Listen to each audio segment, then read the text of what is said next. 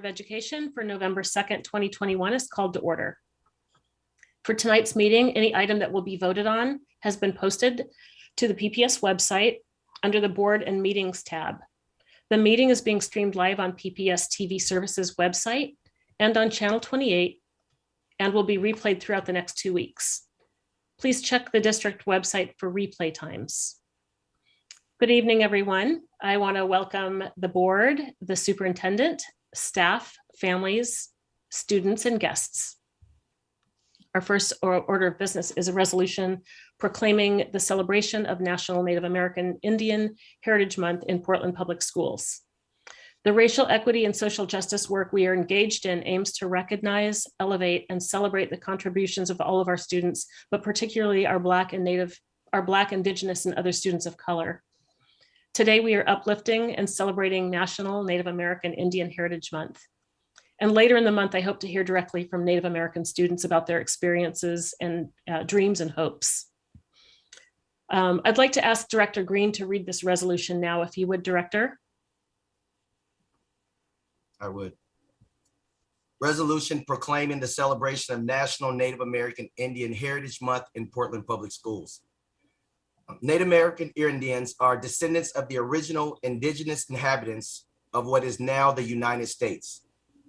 The Portland metro region rests on the traditional lands of the bands of the Chinook, Multnomah, Clackamas, Tualatin, Malala, Kalapayu, Waska, Cowlitz, and Cathlamet tribes. These tribes established their communities in a resource-rich area where they traded and fished along the rivers and harvested those natural resources that fed and maintained their families. In the 1950s, under the federal relocation policy, a large segment of the native population in the US was forced to relocate to several major cities, of which Portland was one. This has added to the diversity of tribal representation in the region. Portland boasts one of the largest and most diverse urban Native American populations in the US. The history of Native American Indians is rich with those who positively influence and enrich our nation, our society, our region, our state, and our schools through their entrepreneurship, commitment to community service, deep value of justice and liberty, and social and cultural life. On August 3rd, 1990, President of the United States, George H.W. Bush, declared the month of November as National American Indian Heritage Month, thereafter commonly referred to as Native American Heritage Month. Native American Indians have made profound contributions and continue to make advances in education, medicine, art, culture, and public service, and been a consistent and vital influence in our nation's growth and prosperity. The Portland Metro's Native American Indian community is diverse and growing, with the population estimated to be nearly 70,000. As Portland is a relocation site, PPS students represent more than 150 tribal nations. As such, we are humbled by Native American Indian employee, families, and communities' contribution to the accomplishment of PPS's mission. Understanding Native American Indian history is an important part of celebrating Native American Heritage Month.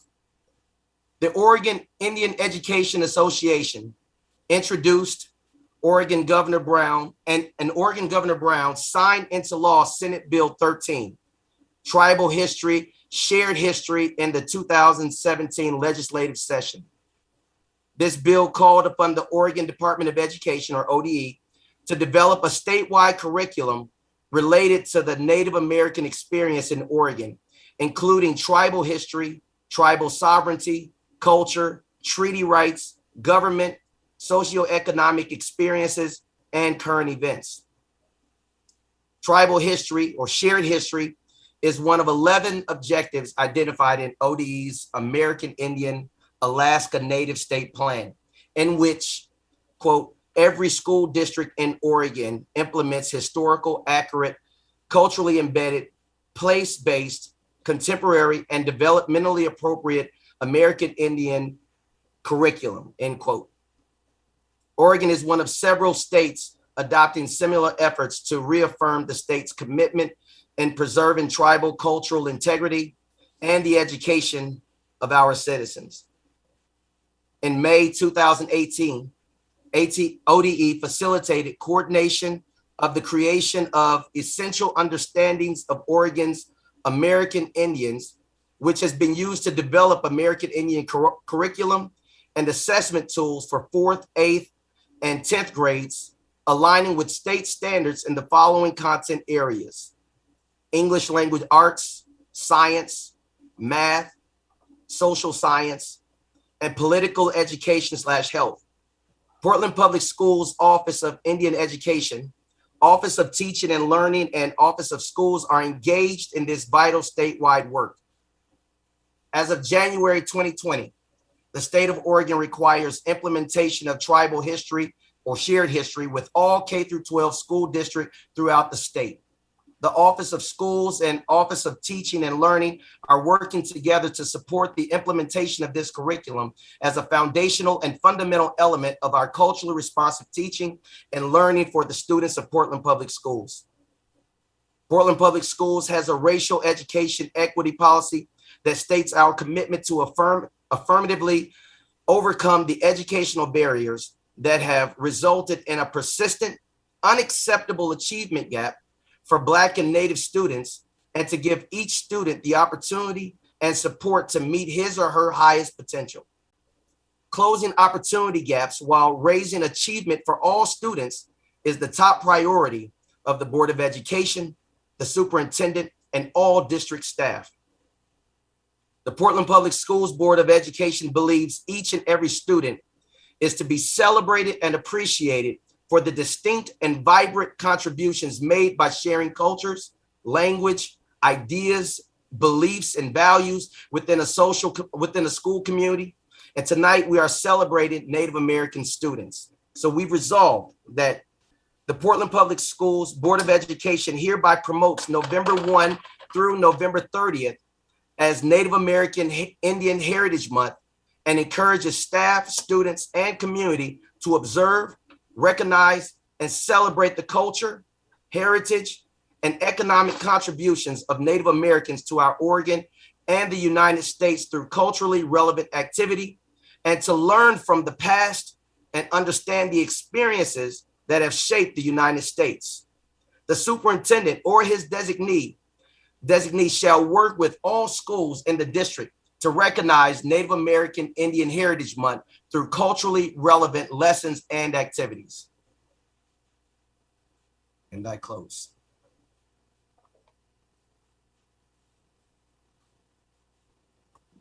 Thank you, Director Green.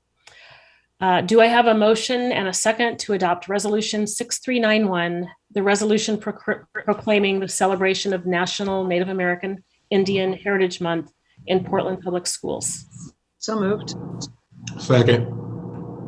Director Brem Edwards moves and Director Hollins seconds.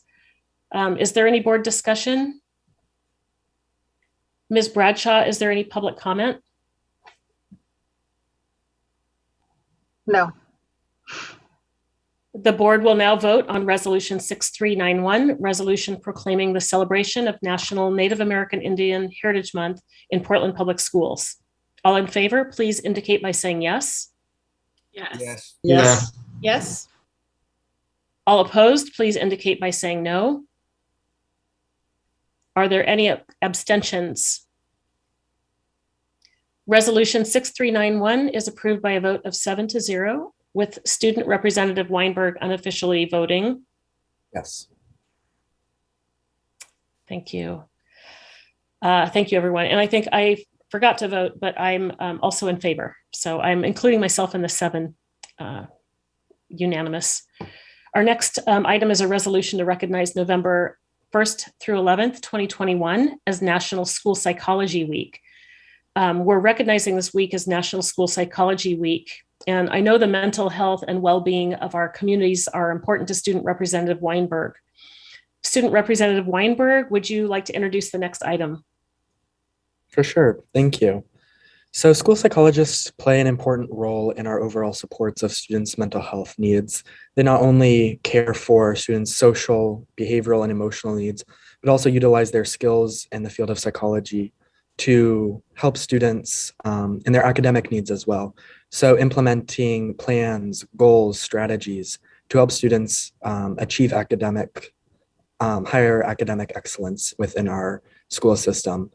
I'm also happy that PPS in the past years have utilized SIA funding and our general fund to increase the FTE of school psychologists within PPS, and also targeted the use of our school psychologists to TSI schools where our students need the most support from school psychologists. And Chair DePass, do you want me to read the resolution as well? Please. And thank you. I forgot to request that earlier. Sounds good. Resolution number 6392, resolution to recognize November 1st through 11th, 2021 as National School Psychology Week. School psychologists work to ensure the protection of the education rights, opportunities, and well-beings of all of our children, especially those whose voices have been muted, identities obscured, or needs ignored. National Association of School Psychologists, NASP, Board of Directors, April 2017. School psychologists in Portland Public Schools are essentially skilled in the provision of school-based mental and behavioral health, multi-tiered systems of support that meet the academic and social emotional needs of all students, and services for students with disabilities that ensure equitable educational access and are consistent with special education law. School districts and local education agencies should continue to work with school psychologists to implement National Association of School Psychologists organizational principles that facilitate school psychologists' engagement in all tiers of multi-tiered systems of support in partnership with school teams, teachers, students, families, and community partners to ensure that student supports, programs, learning strategies, and educational decisions prepare students to realize the graduate portrait and lead a more socially just world. Resolution. The Board of Education of Portland Public Schools extends greetings and best wishes to all observing November 1st through 11th, 2021 as National School Psychology Week.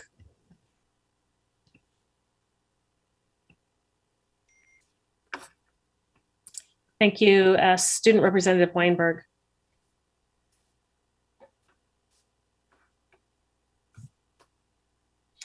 Guadalupe, would you like to, Superintendent Guerrero, would you like to introduce our next speaker?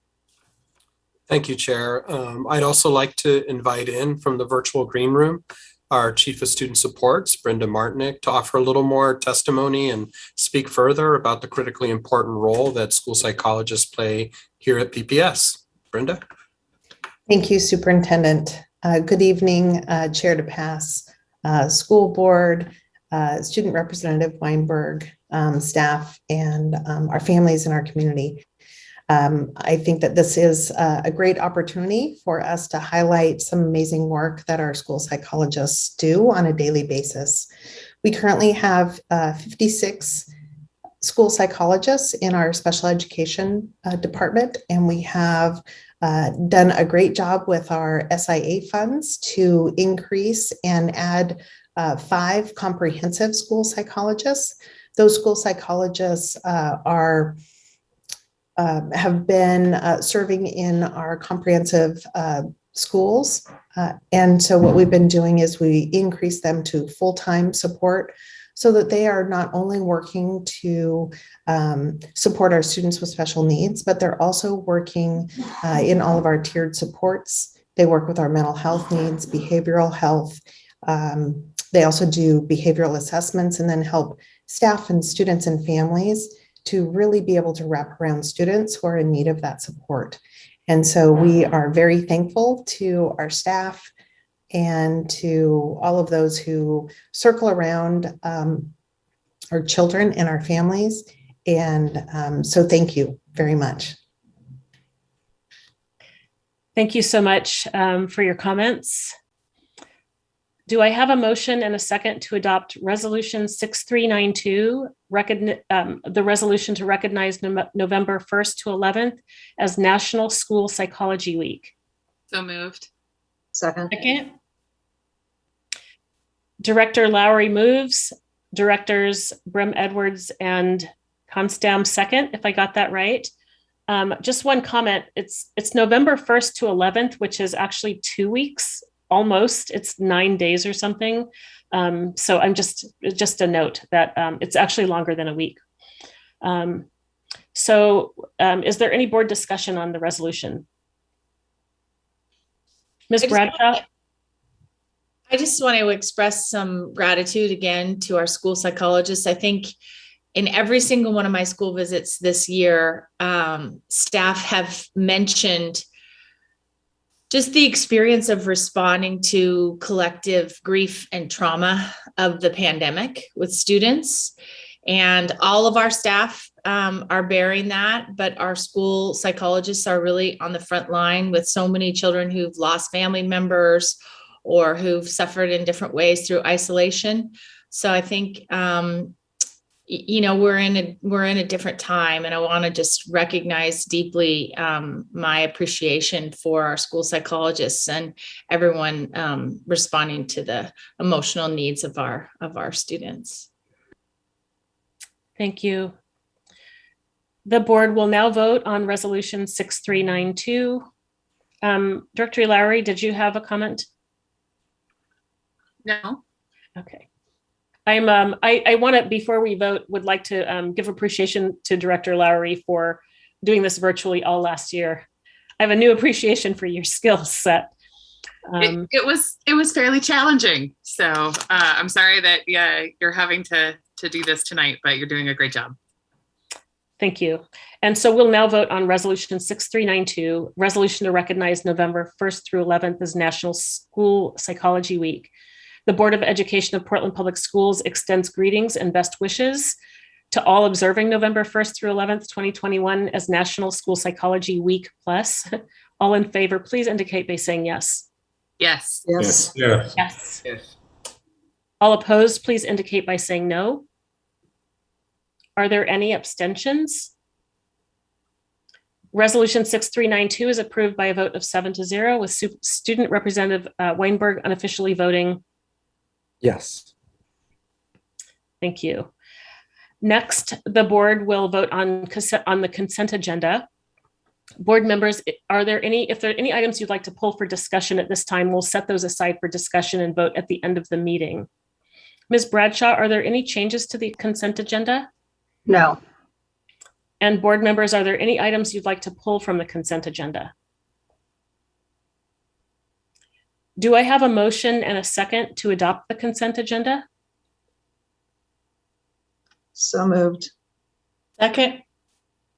Director Brim Edwards moves and Director Constam seconds the adoption of the consent agenda. Is there I'm any? sorry, Chair to pass. I'm sorry to break in. I just want to make sure that we've got the right numbering here. I'm reading, and it looks like through resolution 6400, but I don't think 6400 is on the consent agenda. Am I wrong about that?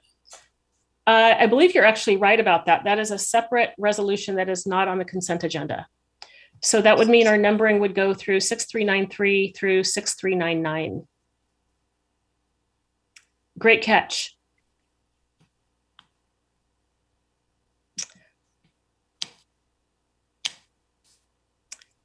The board will now vote on resolution 6393 through 6399. All in favor, please indicate by saying yes. Yes. Yes. Yes. Yes. All opposed, please indicate by saying no. And are there any abstentions? No, but I didn't vote. I'm a yes. The consent agenda is approved by a vote of 7-0 with Student Representative Weinberg unofficially voting Yes. We now turn to student and public comment. Before we begin, I would like to review our guidelines for public comment. First, the board thanks you for taking the time to attend the meeting and providing your comments. Public input informs and improves our work, and we look forward to hearing your thoughts, reflections, and concerns. Our responsibility as a board is to actively listen, and to that end, I would ask each of you to tuck your phone away during testimony so we can give our full attention to the people in front of us. Our board office may follow up on board-related issues that are raised during public testimony. We request that Complaints about individual employees be directed to the superintendent's office as a personnel matter. And if you have additional materials or items you would like to provide to the board or superintendent, we ask that you email them to public comment, all one word, at pps.net. That's public comment at pps.net. Please make sure when you begin your comment that you clearly state your name and spell your last name. You'll have 3 minutes to speak, and you'll hear a sound after 3 minutes, which means it's time to conclude your comments. Ms. Bradshaw, do we have anyone signed up for student or public comment? We do. We have Xander Levine. Okay, Hello. Can everyone hear me? we can hear you. Thank you. Awesome. Good evening, board members. It's great to be back here tonight. Although virtual, I'm still happy I'm able to provide comment, especially after what we witnessed last week. I was there in the front row when the chaos erupted. It was disappointing to watch, but I'm glad you all are safe and were able to continue. I was there with other students who all support a vaccine mandate. Let me be clear. I'm not scared about what happened last week. If this meeting was in person, I'd be speaking in person. I cannot afford to be scared because I, just like the other 50,000 PPS students, have to go back to school tomorrow, hoping we don't contract COVID. If anything, I'm scared not to be here. It's scary to think that the loudest voices seem to be the ones who aren't even in the district. It's scary to think that you won't start listening to the voices of students because so far you've only seemed to care what parents have to say. Not a single one of you besides the superintendent showed up to the student town hall about vaccinations, which, let me point out, every single student there besides one supported a mandate. I've said it before and I'll say it again.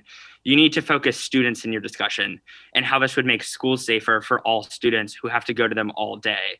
We're the ones sitting in class all day, walking through crowded hallways, and now, because of the rain, forced to eat lunch inside or lunch outside when it's raining. Your goal is to center students, so show me with action, because of right now, that's not happening. You need to continue to talk about the opinions of parents, but haven't spoken much at all about the opinions of students. Students want a vaccine mandate.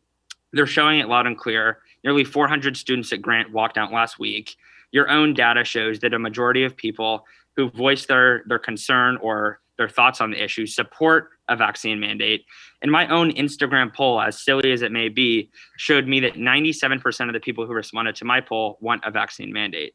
A vaccine mandate would keep us safer. A vaccine mandate would protect the most vulnerable.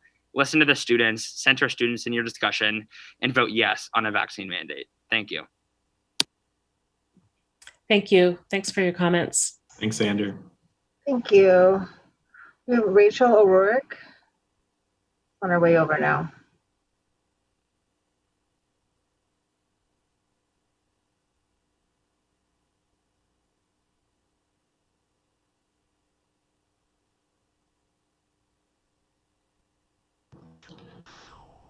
Sorry, guys, it muted me automatically. Hi, my name is Rachel ORourke, O''Rourke, and I have 3 kids in PPS. I'd also like to mention that I'm a registered independent who has historically voted left, and I am not anti-vaccine. Data released Friday from the CDC showed that between December 2020 and October 2021, over 837,000 adverse events following COVID vaccines were reported to the Vaccine Adverse Event Reporting System, VAERS. Out of these numbers, 22,000 came from kids 12 to 17 years old, including just over 1,300 that were rated as serious and 25 deaths. Now, depending on where your bias lies, you might have tuned out the minute that I said VAERS, because some people don't believe that that data is accurate. And truth be told, it's not accurate. Historically, only 1 to 13% of actual incidents are reported to the system. So those numbers are likely to be much, much higher. Even without data from VAERS, injured support groups are growing. Members from these groups run into the tens of thousands, if not hundreds of thousands.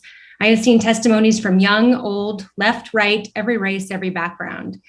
So you might be thinking that the reward of getting the vaccine is worth the risk of getting injured. So let's dig into that for just a minute. While children do get infected, their risk for a COVID death is minuscule, lower than their already low risk of dying from the flu. So the reward of the actual child should not be a mandate. Now, you might say that the reward is that vaccinated children reduce transmission. It has already been proven that the vaccinated can still transmit the virus, as seen in countries such as Israel, who have one of the highest vaccination rates and also concurrently some of the highest rates of COVID. My son, who recently got COVID, contracted it from football. The vast majority of those on his team who got infected were fully vaccinated. Now, a message directly to the school board. Until we appropriately care for those who are already injured and acknowledge the full scope of injuries that are happening to adults and kids who have already gotten vaccinated, please do not mandate this for our children. You have a very clear responsibility to appropriately assess the risks and benefits of these vaccines. I'd like you to think about this for just a moment. If you choose to mandate this vaccine, many parents are going to feel forced to get the shot for their child.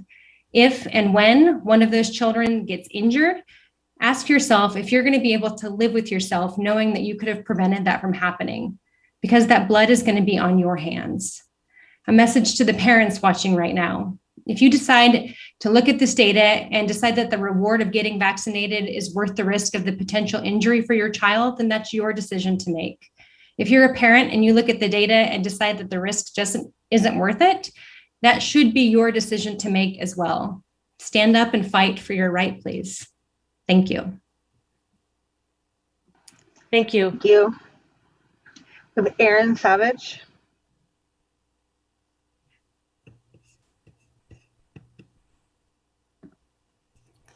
Hello, everyone. My name is Erin Savage, S-A-V-A-G-E. I'm a PPS parent and a PPS teacher of 17 years. I had to leave the profession due to the distress that this put on my soul. I was 40 years old and realized that my income would never be more than it was, as I had topped out on both experience and education. I watched class sizes rise, my administrator fail to support my classroom, kids' behaviors become outright violent, but the breaking point was regularly facing my students, seeing their educational needs, their psychosocial needs, or even just their need for food, and knowing that I alone could not provide that I had 156 other kids, all with their own unmet needs. With the moral injury of looking at a child in the eye, knowing that my best was no longer enough, I quit my job. This year looks like business as usual, but with masks. Meanwhile, teachers are donating weekends to cut yoga mats to figure out safer lunches, taking their prep time to cover for colleagues due to sub shortages, shortening their lunches themselves to restuff disinfecting wipe tubs or sweep their classrooms because custodians are stretched too thin, gathering snacks because nutrition workers or fresh food does not show up, or writing sub-plans as they are forced to quarantine due to their own symptomatic exposures and burning through their much-needed sick days. You should have seen this coming. Teachers don't need professional development. They need time. You cannot develop professionally if you are drowning. Maybe this was the year not to have any new adoptions. It's lovely to entice new subs, but it becomes irrelevant if you cannot retain your own teachers. Please consider this as you enter contract negotiations this year.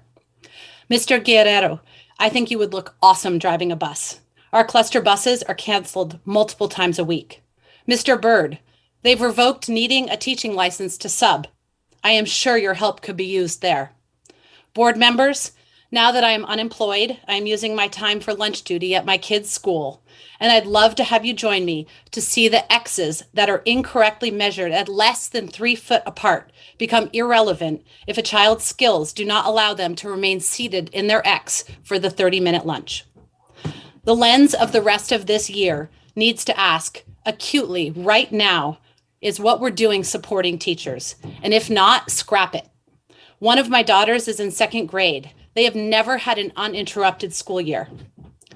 Every 2nd grade classroom in this district should have been given an EA to expedite catching these kids up. Research shows that not being a reader by 3rd grade has lasting impacts on their future education. Now is the time to help her teacher mitigate that. Spend what you need to offer competitive wages to all support staff. Jump in yourselves. If someone is having a heart attack, you don't provide a training on how to help their blood pressure. You give them an aspirin and you rush them to the ER. Listen to what teachers are telling you.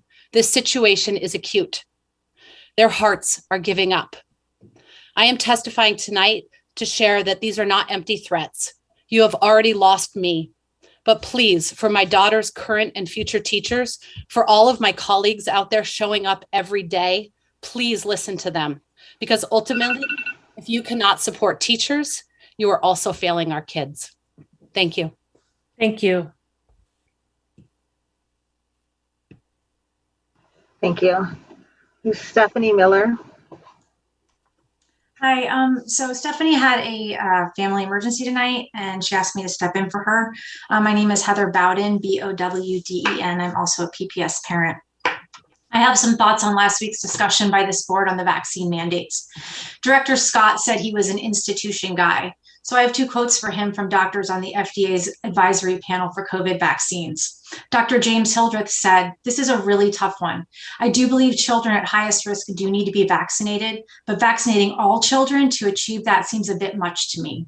Dr. Eric Rubin, also editor of the New England Journal of Medicine, said, "We're never going to learn how safe this vaccine is until we start giving it. That's just the way it goes." And speaking of safety, I heard not one bit of discussion on whether or not the vaccine was safe for all kids. After all, if there is a risk, there must be a choice. A recent study shows that boys aged 12 to 15 with no underlying medical conditions are 4 to 6 times more likely to be diagnosed with vaccine-related myocarditis than ending up in the hospital with COVID, with 86% of those cases requiring hospital care. I actually didn't hear much discussion in the way of data or science at all. The one and only study cited was from Sweden, showing that vaccines reduce transmission. The problem with this study is that the index date for those cases was April 14th, 2021, before Delta was widely circulating. And we all know this vaccine was not designed for Delta. There was a study just published in The Lancet that did include Delta transmission and found that fully vaccinated cases have a peak viral load similar to those unvaccinated and do efficiently transmit infection in household settings, including to vaccinated contacts. This is in direct opposition to Director Constam's claim that the viral load is lower in vaccinated people. It also found infection rates among household contacts exposed to those fully vaccinated was similar to those exposed to the unvaccinated, 25 to 23%. The rate of infections that occurred in vaccinated people was basically the same rate of infections for the unvaccinated, 38 to 41%. But the most troubling thing I heard was when Chair DePass had the audacity to say that those of us that threatened to unenroll our children was, and I quote, "suggesting a level of privilege to have the choice to just say, if you do this, I'm pulling my child." Make no mistake, this is not a privilege. This is a serious hardship. Private school tuition would put a huge financial strain on our family. Homeschooling my ADHD son without the supports he receives at school would be beyond difficult. Understand that the parents who have to make this heartbreaking decision are not zealots, as Chair DePass referred to us as. We are sincerely opposed to giving our children a vaccine with a mechanism of action that is different than any other vaccine ever made, has never been deployed in humans before, and has zero long-term safety data in order to reduce our child's risk of COVID from almost zero to almost zero. All current school vaccines have been fully approved by the FDA for at least 10 years before being mandated. You are a school board, you are not a board of health. You are not doctors, and you have no business when it comes to making health decisions that should be made by parents and their children's doctors. Thank you. Thank you. Thank you. Sorry. Eric Turley is on his way over.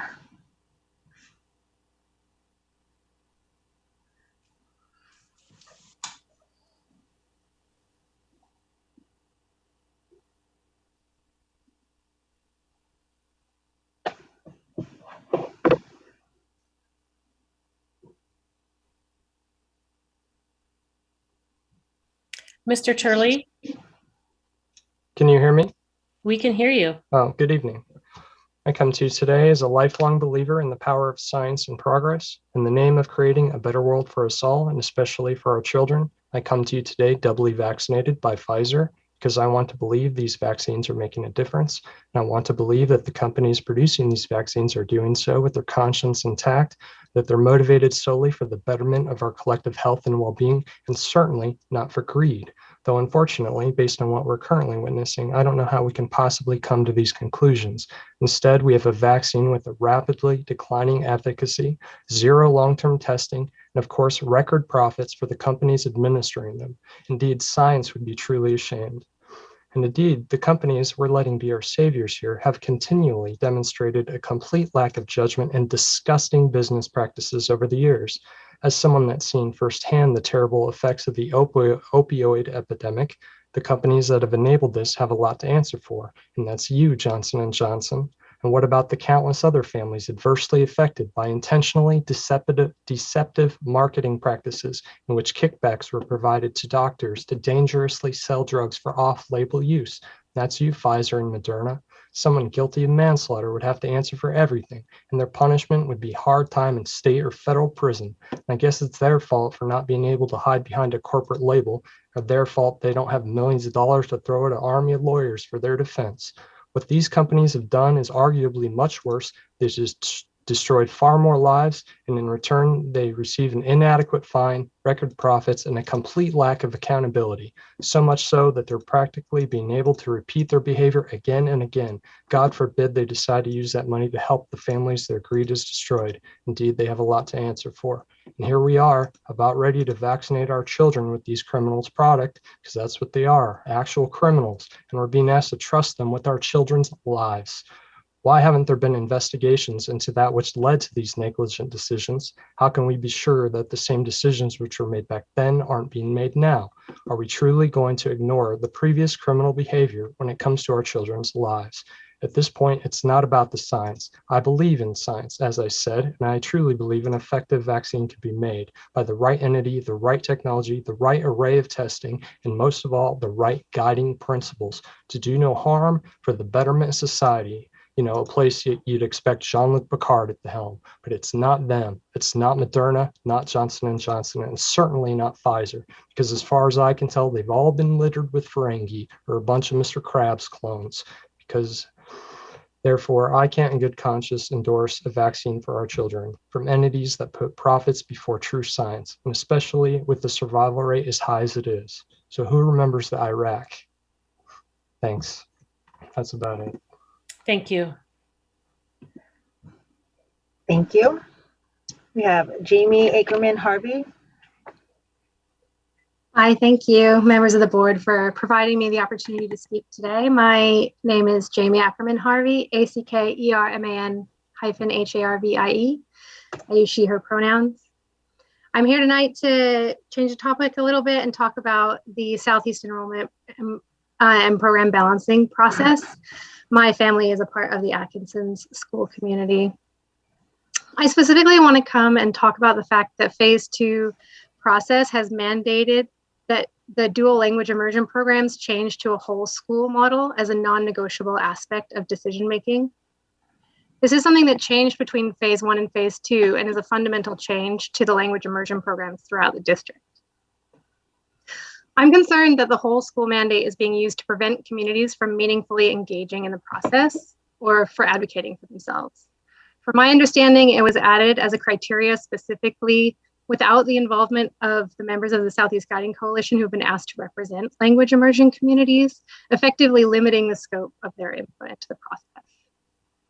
While the program balancing process has stated that it is meant to focus on equity, it appears that time and time again, it sidelines or dismisses the input of stakeholders of color.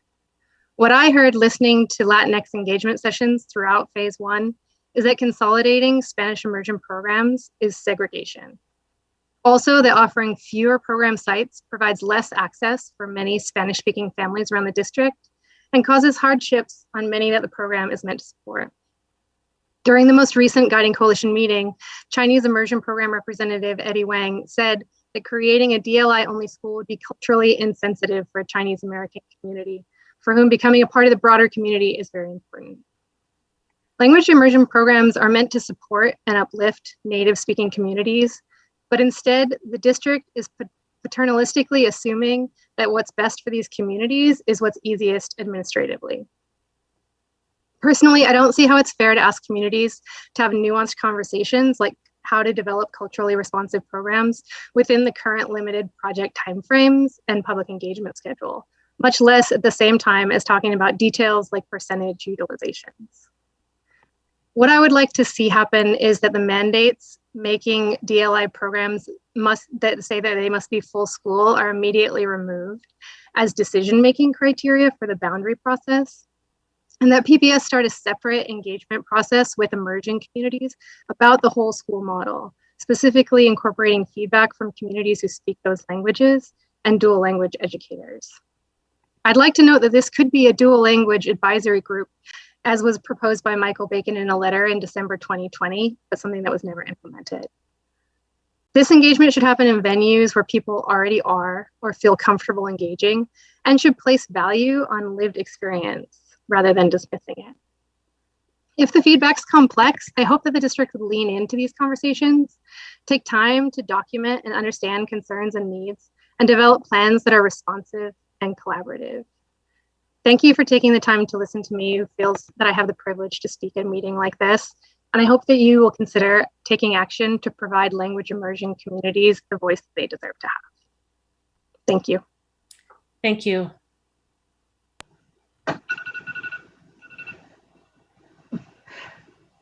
Sorry, I can't get there we go, timer to stop. We have Trenton Duvall.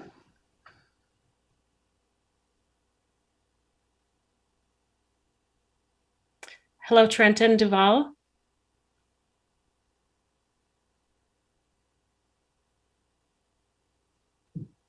Sorry, I believe I was muted. Yes, my name is Trenton Duvall. The last name is Duval. I'm a parent at Atkinson Elementary, and I live in the neighborhood. Thank you for taking the time to listen. I wanted to share my personal experience with and opposition to consolidating the DLI schools into one so-called whole school. My children's previous school district, there was consolidation of the two-way immersion program into one school, and that school was promised resources to be able to better serve those students, since two-way immersion requires certain extra work, including translation across the board and specialized teacher training and classroom materials, just to name a few. However, that school was not given those additional resources. And so the end result was one school faced with all of the burdens of two-way immersion, but without a diverse neighborhood community to support them. I haven't heard a single parent in the DLI program say that they wanted to move or that they faced challenges in the co-located neighborhood school setting. So I would ask you reach out to members of the community that speak Spanish and other DLI languages, and that you listen to their desires for the programs that are supposed to serve them. I think it's presumptuous to believe that the success at Atkinson and other schools' DLI programs will transfer seamlessly to a consolidated school or a whole school method, given all the unknown factors of the community input in those programs in the successful schools. Furthermore, removing the DLI program creates more instability in a time of great uncertainty. I myself have one kid in the DLI program and another in the neighborhood program at Atkinson. And so we're faced with making a difficult decision about where to send our kids in the first year after returning from the intense disruption of the pandemic. I'm very disappointed that the only options presented to the community involve removing the DLI programs from neighborhood schools. It seems to be focused on easing the administrative burden without consideration of all the decisions that parents and teachers and staff have made to live close to their neighborhood schools and be part of those communities, and also without concern for the undue disruption in students' lives. So please keep the co-located DLI programs intact. Thank you. Thank you. Thanks. That concludes who have signed up for public comment. Well, thank you all for your comments today. Again, your comments and testimony improve our work and our outcomes, and we appreciate that you took the time to show up this evening. Student representative, we're going to move into reports now. Student Representative Weinberg, would you please provide your report? Good evening, everyone. At the last board meeting, kind of the general board consensus was we needed more student input. So to that end, I developed a survey with some partnership from the district student council to that end. And we actually ended up pushing it out yesterday night. So the survey incorporates demographic data. So including by cluster and also by racial demographic. Also includes whether that student is vaccinated or not, and then their opinions on implementing a vaccine mandate for students 12 and up. So far, we have roughly 300 responses so far. And I'm gonna share the QR code if it'll let me. Can you see it?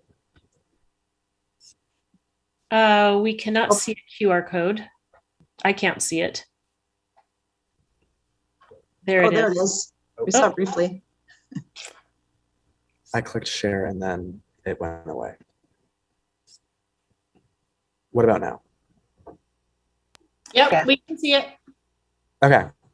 So I just wanted to make sure everyone's clear that this is specifically for students, not parents or teachers, school officials, anything like that. This is specifically for students. And through Google Forms, we were actually able to only allow for PPS emails to access the account.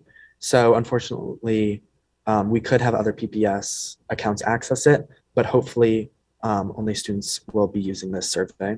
One of the questions is also, are you a high school student, are you a middle school student, or neither, to help weed out some of that data as well. At the November 16th, when it is next up for discussion, I'll present the data on this, including disaggregated data by race, cluster, and other questions that we asked in the survey, and also provide you with a recommendation from the District Student Council based on this data and what we are hearing from our community as well.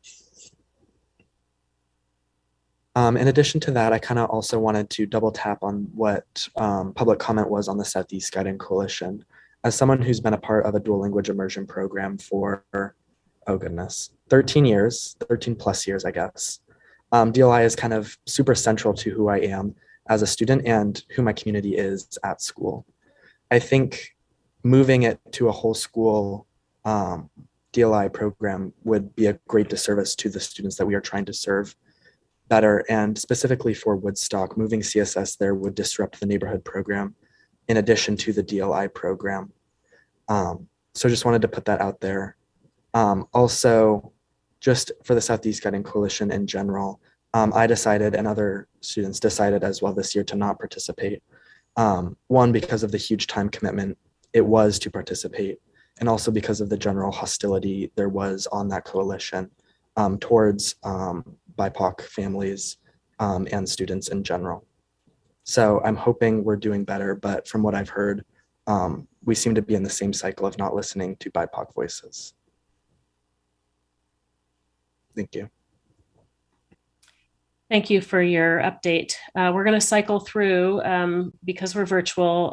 Do we have for board and committee and conference reports? I'll just cycle through the committees, and if you have an update, you can say I've got an update. So we'll start with, I guess it looks like it's alphabetical. The audit committee.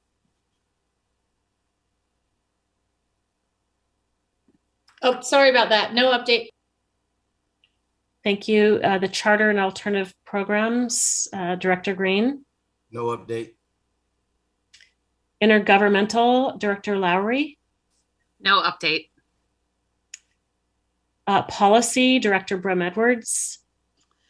I think there's a portion of the meeting tonight which will be the body of some of our most recent committee meeting work.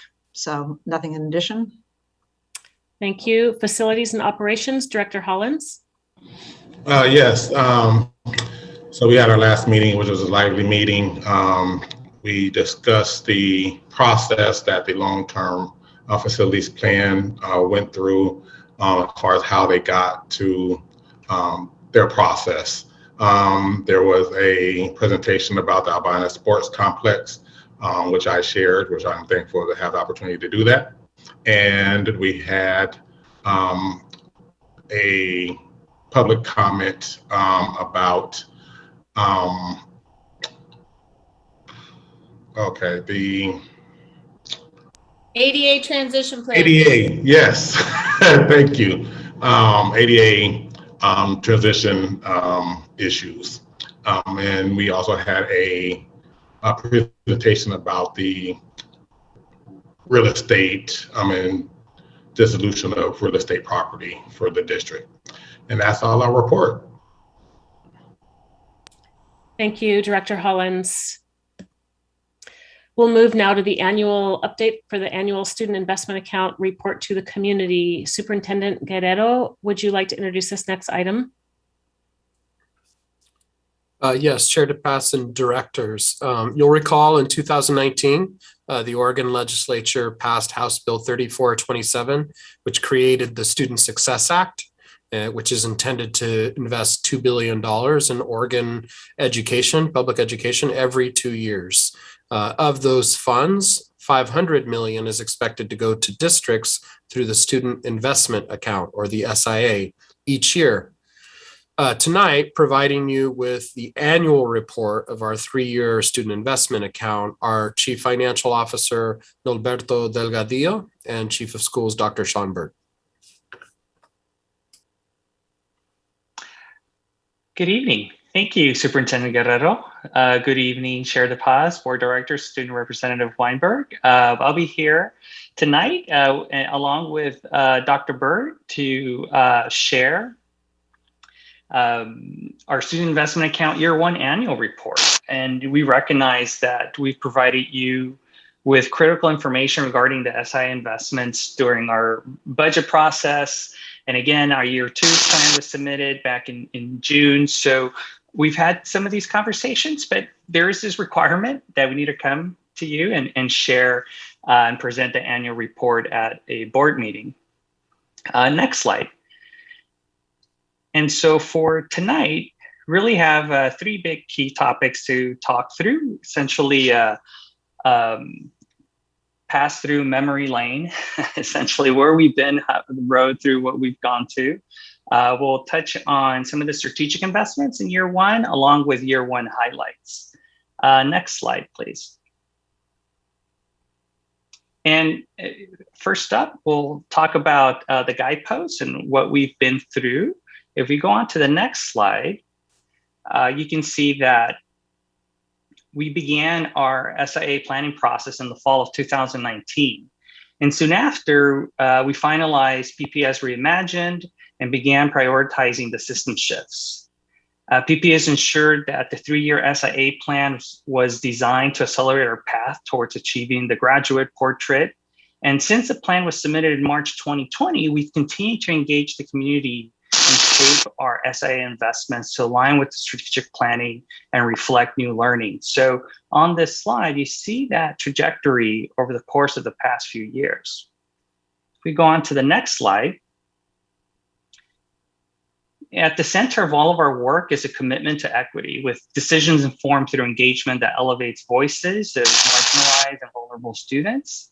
And that's encapsulated in the work we've done with the PPS Vision, Portland Public Schools Forward Together strategic plan, and ResJ Lens, all coming together, have provided the foundation to make some of the difficult decisions in the context we found ourselves over the past year, and particularly speaking about like the rapidly evolving COVID-19 environment. But keeping this in mind, they've grounded us in our approach to navigate changes and target resources that address immediate challenges while continuing to build and improve district-wide systems and overall collective efficacy. And on the next slide, you can see that through our student investment account community engagement, which we began back in 2019, and some of the other broader engagement since then, our community continues to emphasize the importance of providing racially affirming and culturally responsive supports and services that are focused on social, emotional, mental, and behavioral health as well. And earlier today, Brenda was sharing with us the importance of the psychologists that have been added. So that's an example of some of the investments that have happened, along with academic supports and targeted interventions for our most vulnerable and underserved students. And despite significant state funding and reductions, so we have to go back to last year. So we're talking about last year when in 2020, 2021, we had some reductions, we still maintained a focus and investment in these top priorities. We go to the next slide. Want to share a little bit about how some of these investments and priorities were incorporated into the past year in the work. If we go into the next slide, you do have a breakdown of the 2020-2021 SIA investments in your board packet, which is a lot more detailed than this. So really the following slides are to provide you with a high level of how we invested SIA funds and to support implementation, of Forward Together, our strategic plan, and really continuing to focus on SIA priorities. And when we first started planning, we came into the planning process with an anticipation of about $39 million in SIA. But then COVID started hitting the economy, started hitting across our communities and really impacting the work we were doing. And we had to reduce our plans. And essentially our $39 million SIA allocation was reduced to $12.4 million. But about $8.5 million of the general fund was reallocated to support continuing these investments and really help offset the impact. If you go to the next slide, here you can see how SIA funding continued to be prioritized for social, emotional, and mental health and academic supports, especially for historically underserved students. The general fund was prioritized for the RESJ partnership contracts that focused on providing culturally specific academic and social, emotional, mental and health supports. And it was also used to preserve, the general fund was also used to preserve key investments such as targeted student services, curricular programming, the arts, middle school electives, and smaller class sizes. And I will share that as we've now entered this new biennium budget this school year, there is, with the restoration of the SIA grant, some of these investments that were originally funded with the general fund or this past year have shifted to SIA funding.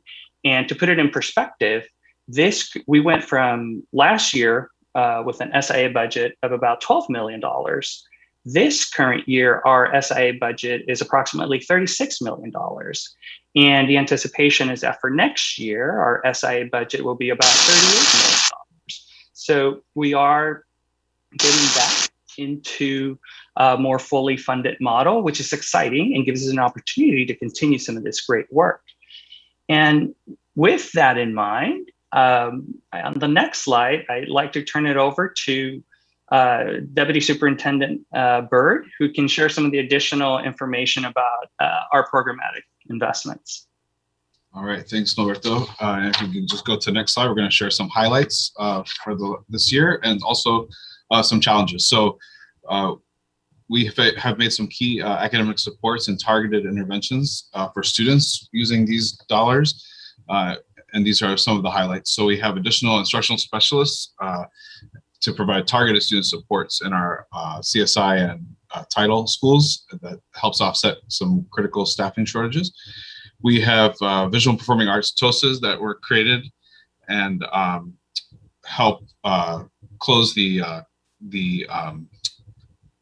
fine arts gap in the Jefferson and Roosevelt clusters. So we're creating a K-12 continuum for fine arts for students. We piloted new schedules in our middle schools to increase student opportunity for electives. That's been a big focus of ours as we think about how we can provide a better, more high quality experience to our middle school students.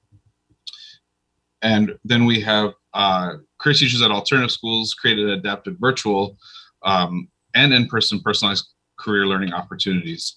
So next slide. One of the things we're most proud of is the work that we're doing with our racially and culturally specific partners.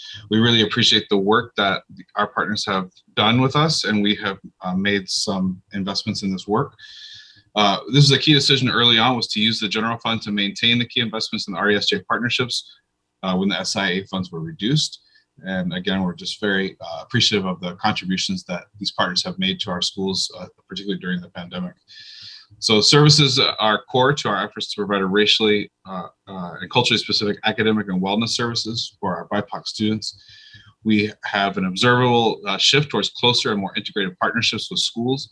We've held quarterly partner meetings and had over 100 attendees. This is an opportunity for our principals and our partners to share best practices and also to sort of calibrate on how we can improve the services of our racially and culturally specific services with our schools.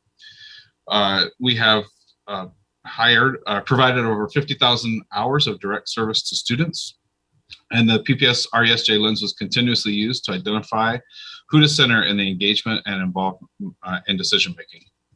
We also piloted a community engagement and student voice framework to foster the overall goal of centering Black, Native, and students of color into the fabric of our everyday work here in the schools.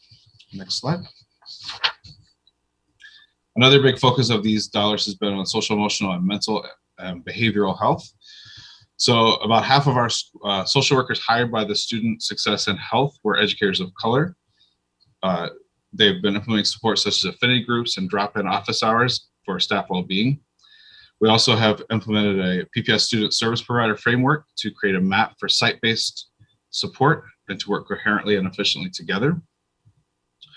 The Student Success and Health educators are always assessing the needs of our students and connecting them with essential wellness services. So we've been able to use a lot of these funds to be able to provide wraparound services for our students and identify wraparound services for our students.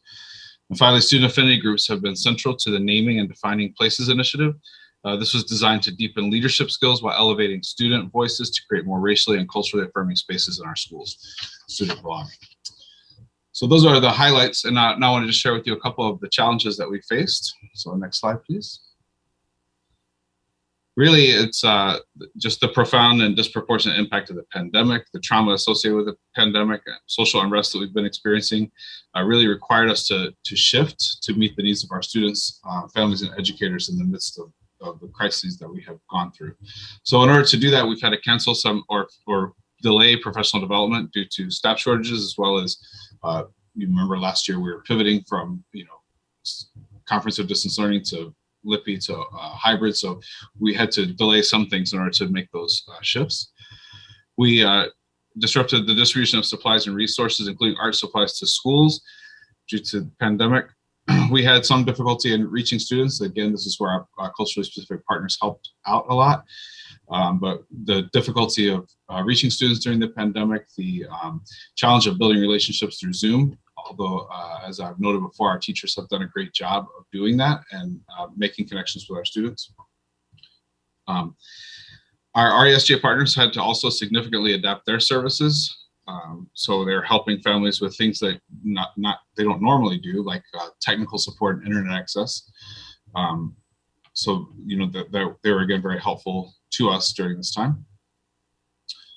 And so while there were some setbacks, additional SI funding and priorities also helped us make progress in the key areas that I mentioned before. And the next slide is the closeout. All right. So as we mentioned before, our first year has been limited, but it did allow us to better respond to the critical needs that arose from the compounding impacts of the pandemic. It's positioned us to better wrap around our students with critical services for recovery and better advance the outcomes established in the Forest Together strategic plan. We'll take your questions. Thank you. Directors, do we have any questions for Dr. Bird? I have one, Chair to pass. Yeah. So what is the expectation on student achievement do we hope to achieve with the additional investment from these dollars? That's one question. Second question is going to be my last question, is how many social workers is 50%? I can get you the number of social workers. Actually, we have Leslie Odell's in the green room. If you can bring her over, she can answer that specific question. And your first question again, could you repeat? I'm sorry, you broke up in the first question. What is the expectation on student achievement do we hope to achieve with the additional investments? So yeah, I would say that, we have our students back there in their first round of MAP testing. So we're going to get the results of that test, and that's going to help us see where kids are. We're constantly, monitoring where they are and adjusting our instruction, but these dollars, these other additional services such as counselors and social workers and those additional services allow students to get kind of the social emotional support so they can focus on the academic achievement. But we have, achievement goals for math and reading, and that these dollars will help contribute to the advancement of those goals.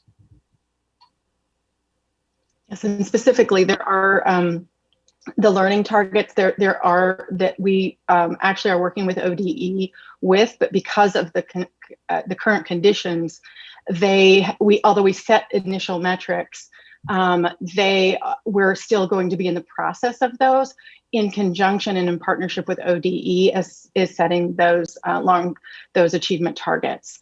And so that is part of the plan, and those are being firmed up. But again, due to the situation of COVID, those have we're in a holding pattern until we kind of mutually agree upon those. But we did submit those draft targets, and I can get you that information as well as the specific number of social workers.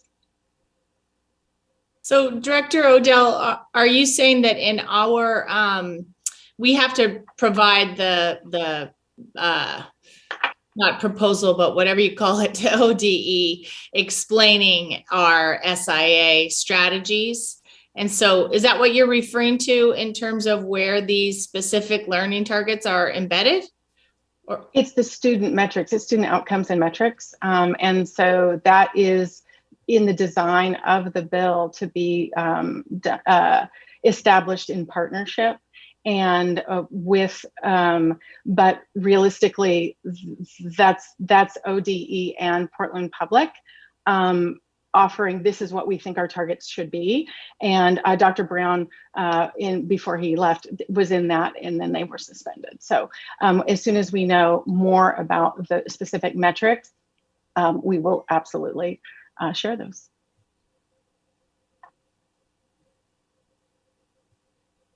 May I ask if we know that there's going to be learning loss as a result of the pandemic, and we also know we have these targets. Are we kind of recalibrating with the understanding that we're going to experience some learning loss? And then also, do we have anybody specifically focused on minding that gap between Black students and white students?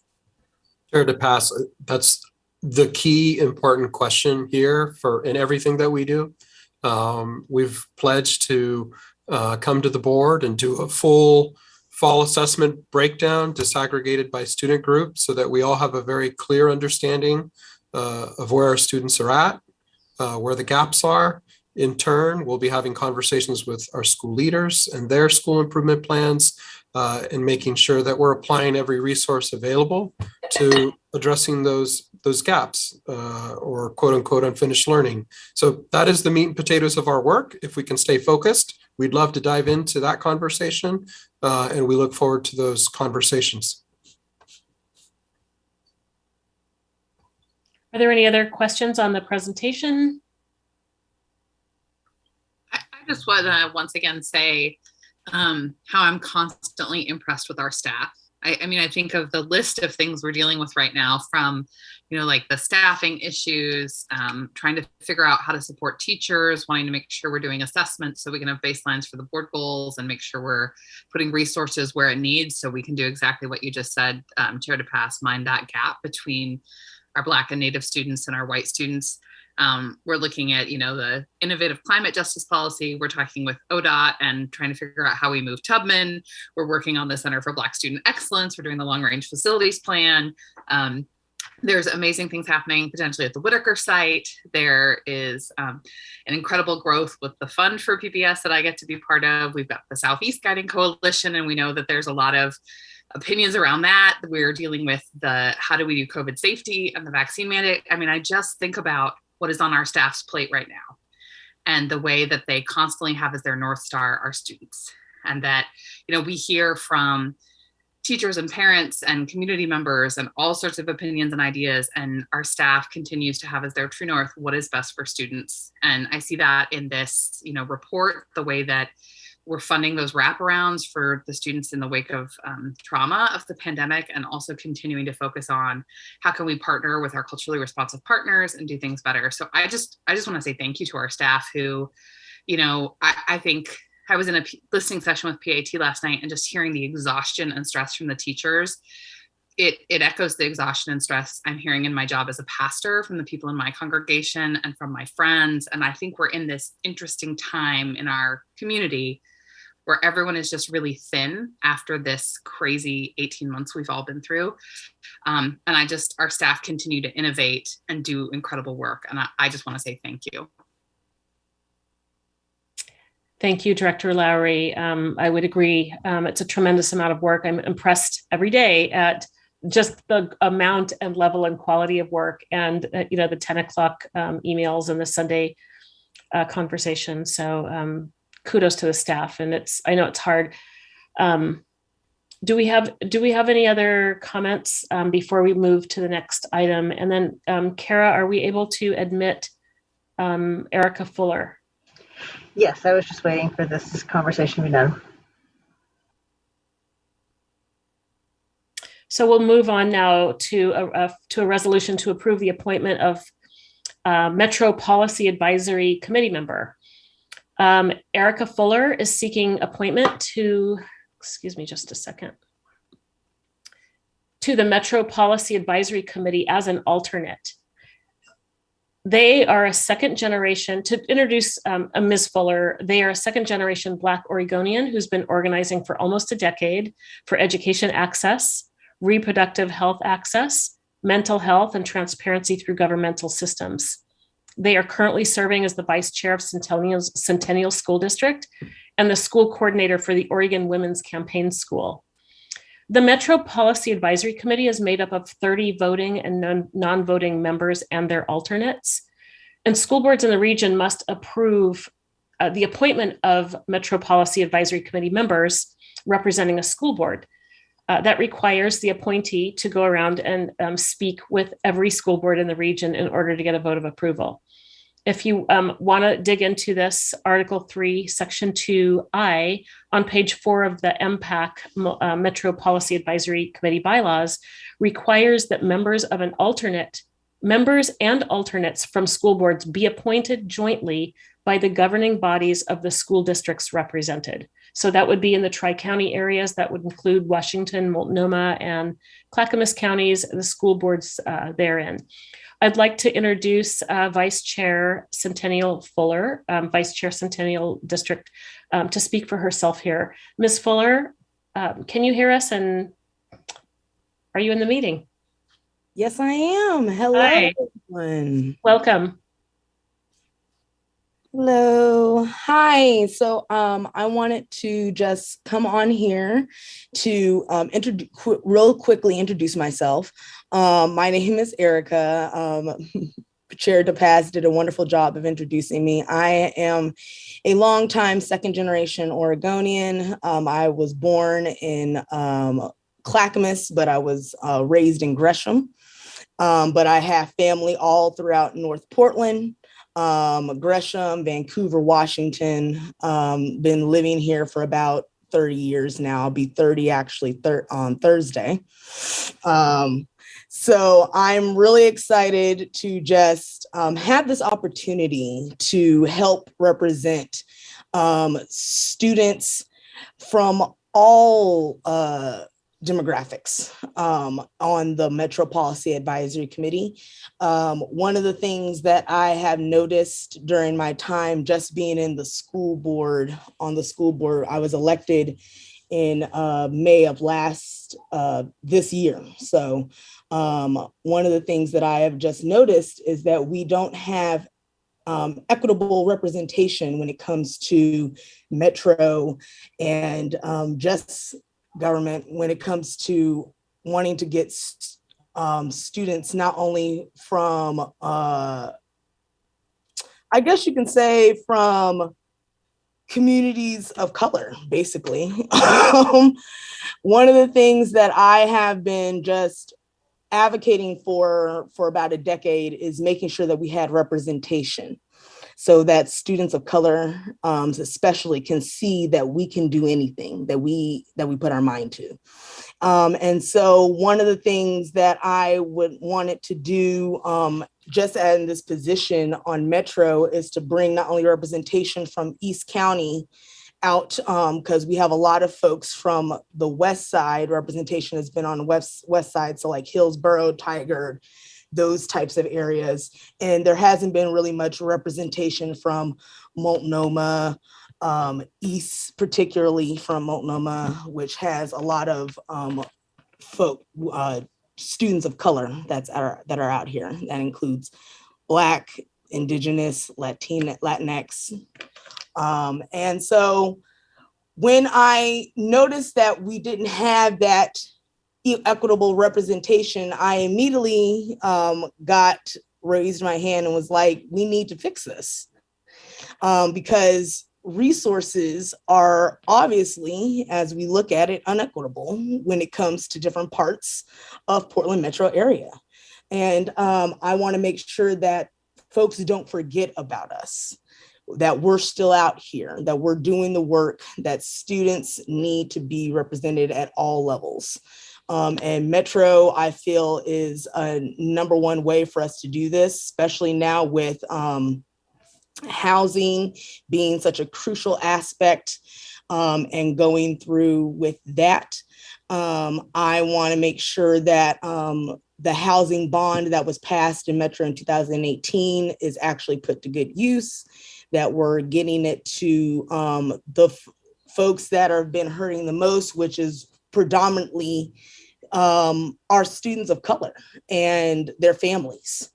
And a lot of folks don't really seem to talk about that during this whole entire COVID thing, is the students and how they've been affected. And so I know I'm preaching to the choir because everybody is hearing this, but I am just ecstatic to have this opportunity to be able to share stories.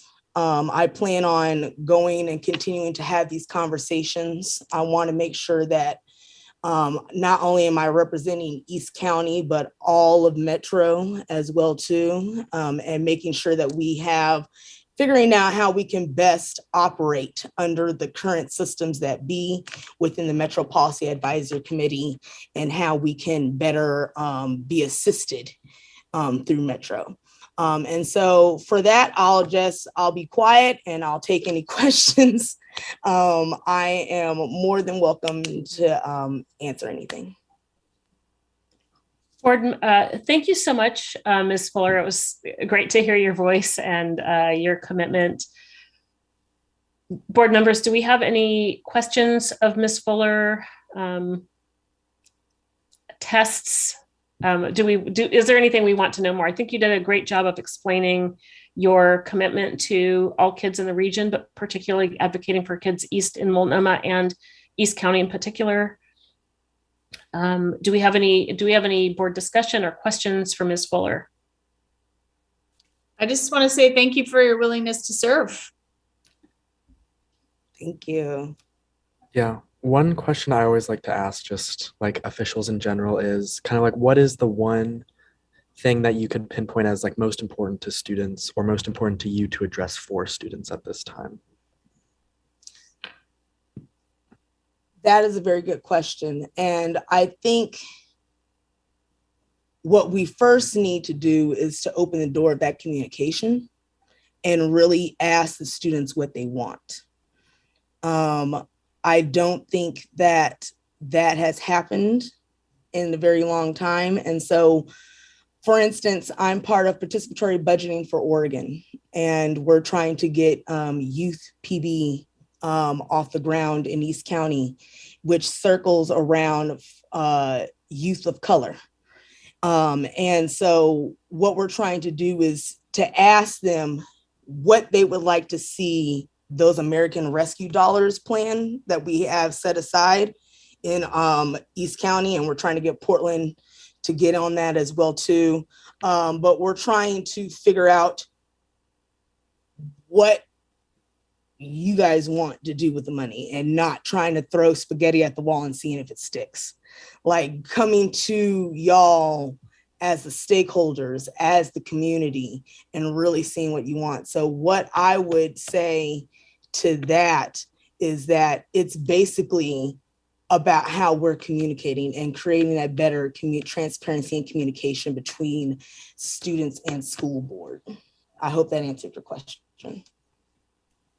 It's a great question. And Ms. Fuller, you're probably closer to having been a student than a lot of us on the board. Are there pardon?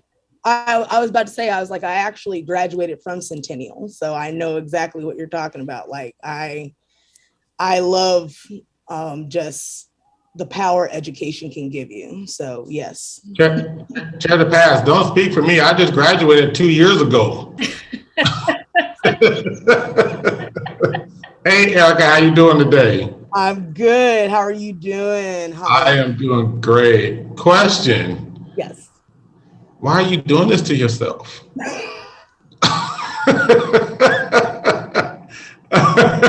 Yes, that is a good question. So that is a question that I ask myself a lot. But the reason why I'm doing this is because, like, and this sort of has like a martyr thing to say, and I don't mean it to come from a martyr side or anything like that, but it seems like nobody else is going to step up to the plate. Like, we need representation from Portland, East County. Like, we need that. And in order to make sure that we are getting folks continually in there and seeing what, and I know that, you know, the system, it's not built for us. So I understand that, but it's about, for me, I'm an abolitionist. So I'm about not only disrupting systems, but I'm also about replacing the systems that we are disrupting. And so I want to make sure that we are doing this the smart, right way, so we can help better our future generations, because they have been, even I'm speaking from an instance, like, we have been wrong for far too long. I'm talking about our generations, like climate change, racism, women reproductive rights, like all those different types of things. And so, and it seems like we have been forgotten about. And so I feel like I'm a good person enough. I know I'm not perfect, but I feel like I'm a good person enough to at least start the conversation and start bringing people through in those doors.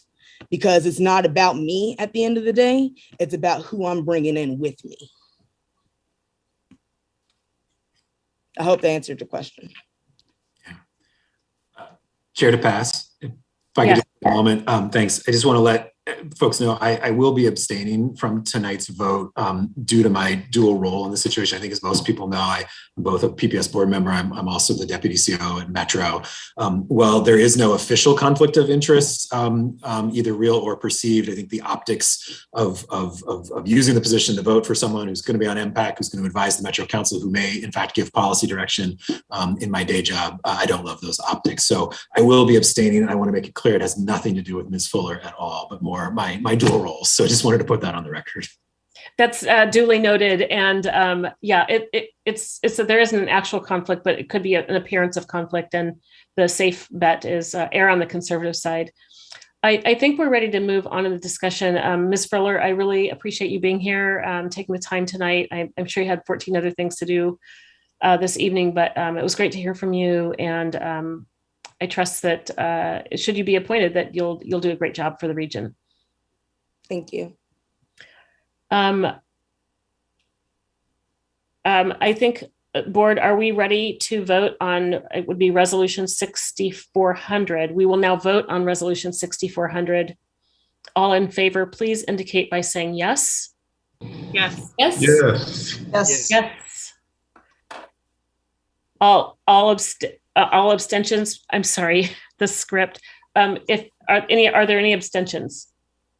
Yes, one abstention.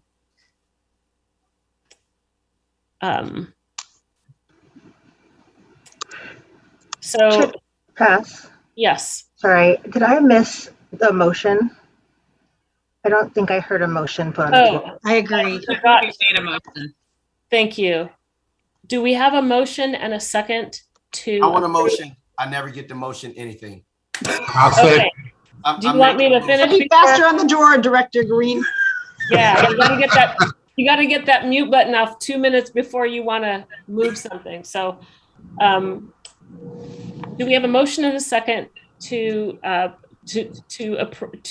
move a resolution, approve resolution 6400? I'll second. I made the motion. Gary said. Okay, thank you. So you both lit up at the same time. Again, Chair Lowry, I appreciate you in the moment. It sounds like Director Green moved, Director Holland second, the resolution 6400 to approve Ms. Erica Fuller to serve as an alternate on the Metro Policy Advisory Committee. All those in favor, please indicate by saying yes. Yes. Yes. Yes. Yes. Any abstentions? Yes, one abstention. And I'm sorry, guys, I'm struggling tonight. So we've got one all opposed. We have no opposed, one abstention. It sounds resolution 6400 is approved by a vote of 6-0. I'm sorry, 6-0 with 6-0 with one abstention. Student Representative Weinberg unofficially voting Yes. So the motion passes with one abstention and a 6-0. Thank you, Ms. Fuller. And good luck with the rest of your tour around the region. Thank you. Thank you all so much.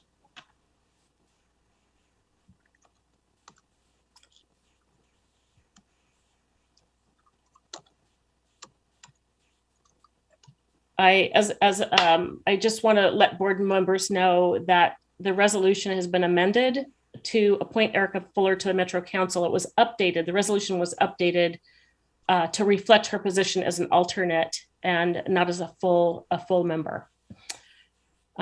Moving forth, we're going to go through the first readings of the policy rescissions now. Director Brem Edwards, would you like to introduce this next item? Yes, thank you, Chair DePass. So let me just get going here. Thank you. So the Board Policy Committee met on October 19th, 2021. As part of the agenda, recommended that the board consider a first reading of the six current policies for rescission. This year, we're going through a process of reviewing many of our policies and selecting ones that are duplicative, not actual policies, or not reflective of current law or values, or for some reason should not be in our current policies governing the district. For the community, a first reading is an introduction of the policy, modification of an existing policy, or a rescission or / deletion of a policy. We then have a public comment period for at least 21 days, and then we may have a second reading, which is really an adoption or approval of the new policy, adoption of the changes, or approval of the rescission of the policy. So tonight we have for first readings, they're all rescissions, and I'm just going to briefly describe them. Sorry, let me get my...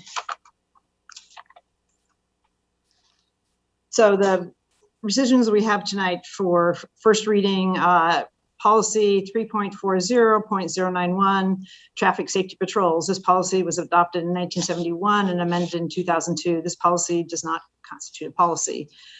Then we have policy 4.50.010, student interviews and errands. This policy was adopted in 1971 and amended in 2002. The policy has content that is better reflected in students' rights regarding searches and professional conduct policies, which were recently revised. Third policy for rescission, 4.50.020, health services. This policy was adopted in 1971 and amended in 2002. Instead of this policy, there is longstanding practice that's governed by statute, contracts, and board resolutions. Policy number 4 that we're proposing for rescissions. 4.50.023 dental health services. This policy was adopted in 1971 and amended in 2002. The statutes upon which the policy was based have been repealed, and the policy is not needed for dental clinics. Policy number 5.20.100 physical and mental health of staff members. This policy was adopted in 1971 and amended in 1975. The district does not employ a medical advisor, and there are current practices in place to reflect the intent of this policy. And the last policy recommended for rescission is 6.10.013 career education learning opportunities. And the policy was adopted in 1971, amended in 2002. The district has career education programs. However, this is not a policy. So all of these rescissions were brought forward in coordination with staff, and the committee unanimously recommends that the board consider these policies tonight for a first reading and be considered for rescission.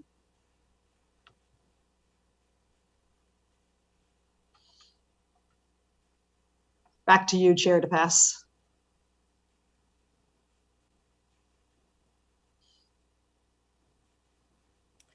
Thank you.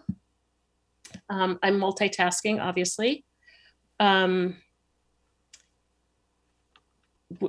sorry. So we'll have the second reading currently of 3 policies and rescissions of several policy. Director Brim-Edwards, can you please introduce each policy before we vote? Just a moment, I'm toggling.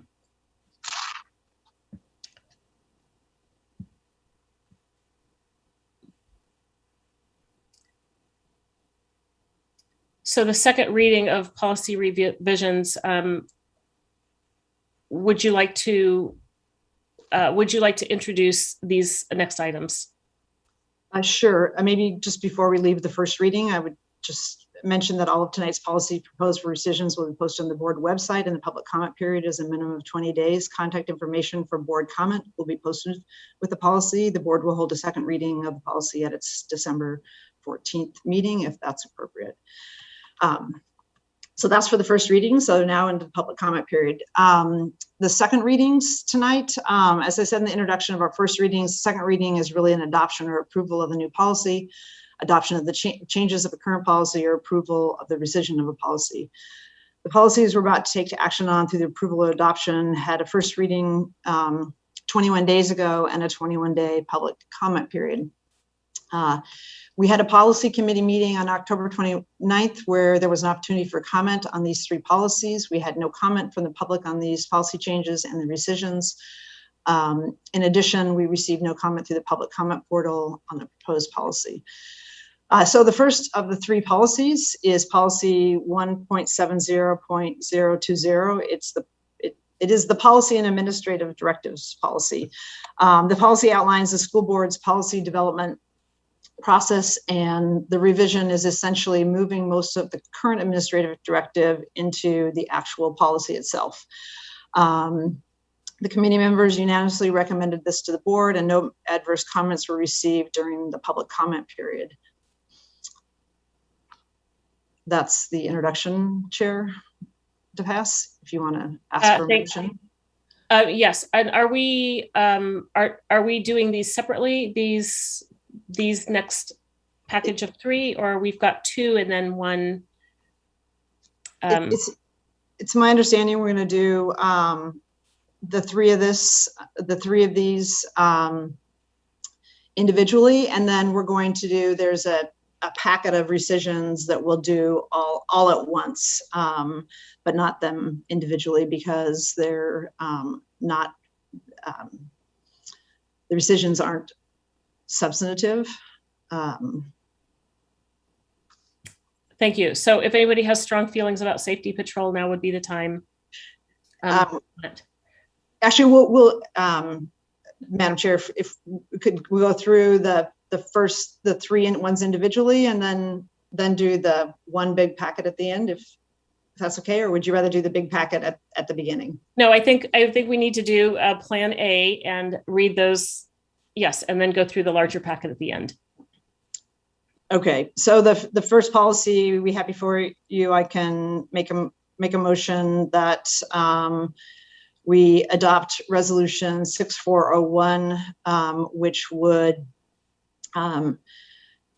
approve and adopt these policy on administrative on policies and administrative directives 1.70.020. Do I have a motion and a second to adopt resolution 6401, resolution to adopt revised policies and administrative directives, policy 1.0.020P? So moved. Second. Director Lowry moves, Director Scott seconds the adoption of resolution 6401. Is there any board discussion? Ms. Bradshaw, is there any public comment? No. The board will now vote on resolution 6401, resolution to adopt revised policies and administrative directives, policy 1.70.020P.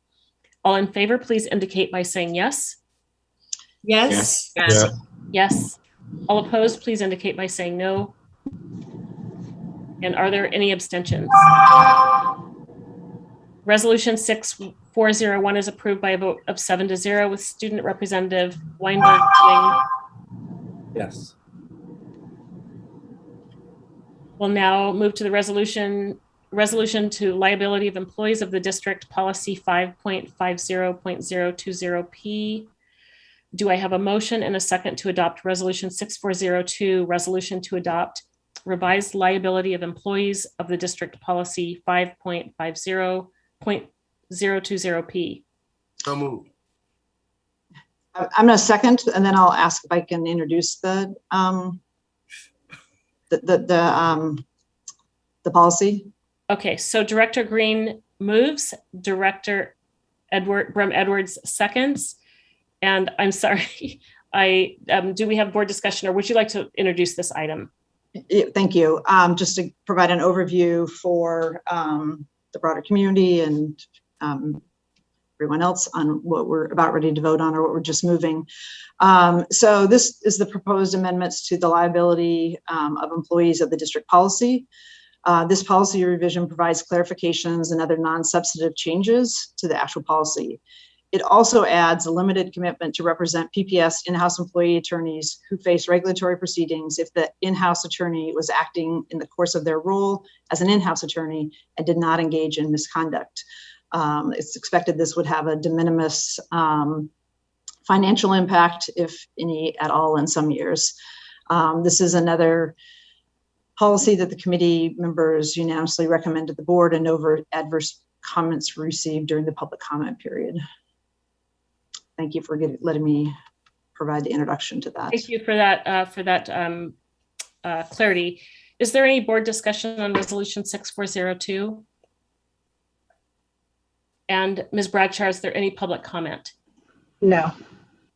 The board will now vote on resolution 6402, resolution to adopt revised liability of employees of the district, policy 5.50.020P. All in favor, please indicate by saying yes. Yes. Yes. Yes. All opposed, please indicate by saying no. And are there any abstentions? Resolution 6402 is approved by a vote of 7-0 with Student Representative Weinberg voting Yes.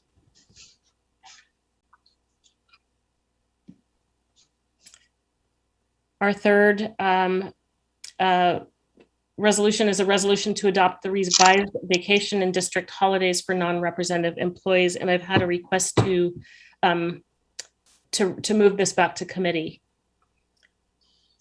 Can I speak to that request, Madam Chair? Sure, state your case, and then we'll discuss how we'll move this back. Okay, so I'm going to just provide a short overview so people know what we're talking about. So the third policy is the vacation and district holidays for non-represented employees policy. We currently have 3 policies relating to vacation and holidays. And shortly in the next package of rescissions, we are going to be rescinding 2 of those. So this is a rescind 2 and retain 1. So that the third policy, point 5.60.31, removes the specific details of vacation accrual from the policy and instead creates the process that has a superintendent recommending a vacation policy for non-represented employees that's approved by the board and is posted publicly. This adds transparency and accountability to an important fringe benefit for an employee group that includes our most senior and highest paid employees. We approve the benefits of other employees through our engagement and approval of the contracts for non-represented employees. The committee unanimously recommended this to the board, and there were no adverse comments and no amendments offered by any board members during the public comment period. There was an amendment circulated about within the last hour, and because it wasn't publicly posted and hasn't had an opportunity for the committee to consider it, I'd like to move it back to the committee and ask the director who is proposing it to come and present the amendment to the committee so we can consider it and discuss it. And if the public wants to comment on it, they can. Director Scott, do you want to speak to your amendment and speak to process if you have anything to say about that? Can I say something, Madam Chair? I think we have to do some processes first. Like, I think we need to first, we have to motion and second the amendment before it can be an amendment happen. I mean, we have to vote and we have to move and second, and then before amendment can be placed. Actually, what I'm suggesting is we move this policy back to committee and have the consideration of the amendment in committee and then bring it back to the board. Yeah, but go ahead. But I think I was going to say I don't support moving the policy back to committee. I think we can make the amendment here at the board. Dr. Scott, can you speak to the substance of your amendment, please? I'm happy to do that, but I think Gary's point may be a good one. I'm going to turn to Liz. What I hear is one board member wanting to refer back to committee. I'm happy to talk about my amendment, but I do think we have to have the motion on the table. I think there can be a motion to send the policy back to committee. I think that's the most direct route right now. That's what I understood Director Brim-Edwards to be suggesting. We can get there a number of different ways, but I think that's the most direct route. To put a motion on, to have someone make a motion to send the policy and the proposed amendment back to the policy committee. That can be seconded. There can be board discussion that can be voted on, and we can proceed from there. I for one do not want to vote on sending it back to committee before I hear from Director Scott about the substance and the reason for his amendment. So I think if we're just gonna, you'd have discussion. You just get it on the table, and then you would have board discussion, and then you would vote on the motion to send it back to the policy committee. Or we could do it the other way around, which is to just introduce the amendment, have discussion on the amendment, and then vote on it. Either way. You'd have to introduce the underlying motion, and then I think the amendment, and then within that, I think the fastest way is to put on the table the motion to send it back, resolve that.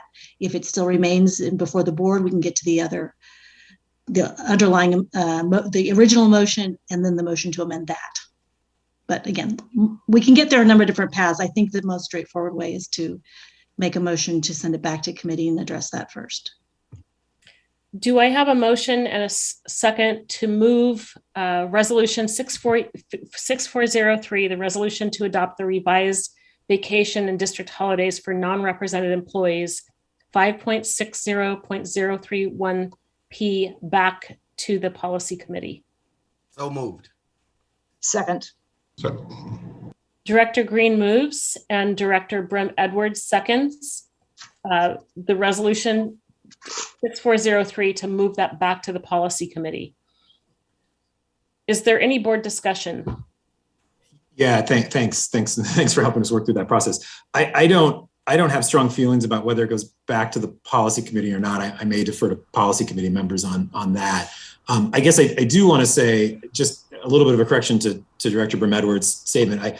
I did make statement on the record at the first reading about my concerns about this policy and my desire to see some things change. So I think I heard you say that there were no comments from board members. I thought my comments at the board meeting publicly fell into that category of comments on the policy. Yeah, I'm sorry. What I had said is that there were no amendments were offered by any board members. And just as from a committee process standpoint, what we're trying to do as we move a lot of processes and also to be sort of highly transparent is that we are posting all the committee agendas up for board members on the Friday before the Wednesday committee meeting, that everybody has an opportunity to weigh in on it. And during the 21-day public comment period, that if there are substantive changes, which if I understand your amendment, but frankly, I just read it on my phone, so I think I understand what it's doing, but I do think it's substantive, that those should be public. From a process standpoint, I think those should be publicly posted and have in a public meeting, have a discussion about it. And I know you haven't been to either one of our policy committee meetings where we discussed it, but we would welcome you coming and bringing it forward, or one of us will advance, if you don't advance the concept that you're proposing, but it seems like it would be better than getting the amendment in the middle of the meeting and trying to sort of process what it means. So I'm going to jump in here to sort of say again, for future reference, since you're the chair of the policy committee, when a board member makes an official statement at first reading about their opposition to a policy and their desire to see things changed, does that not then count as a public statement that the policy committee can take into consideration? Is there an additional process I need to do for the future? I'm not on the policy committee, so I can't often or even usually attend those meetings. I thought by making my statement last time, I made it clear what I wanted, and I assumed that this came back without changes meant that the policy committee considered it and decided not to make changes. In which case now that's why I propose an amendment. I guess I would say we have those first readings at our board meetings to give board members, particularly those who don't serve on the policy committee, the opportunity to weigh in, as you did.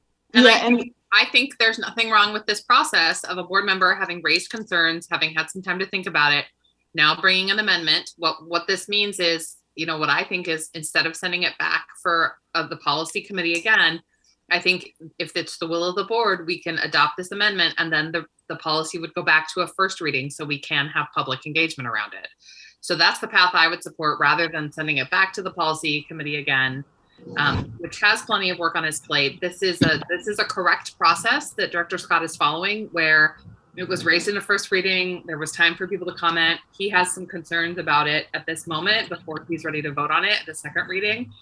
So he can make that amendment. If it's the will of the board, we can engage with that and then go back for a first reading. I do not think this needs to go back to the policy, but I would like to have, we're arguing about process, and I would really like to also hear the amendment. This is just bad governance process to bring something in the middle of the meeting that wasn't posted. I fundamentally disagree that this is bad governance process. I actually think this is appropriate governance process, and that the way our committees are actually optional. We don't actually have to have committees.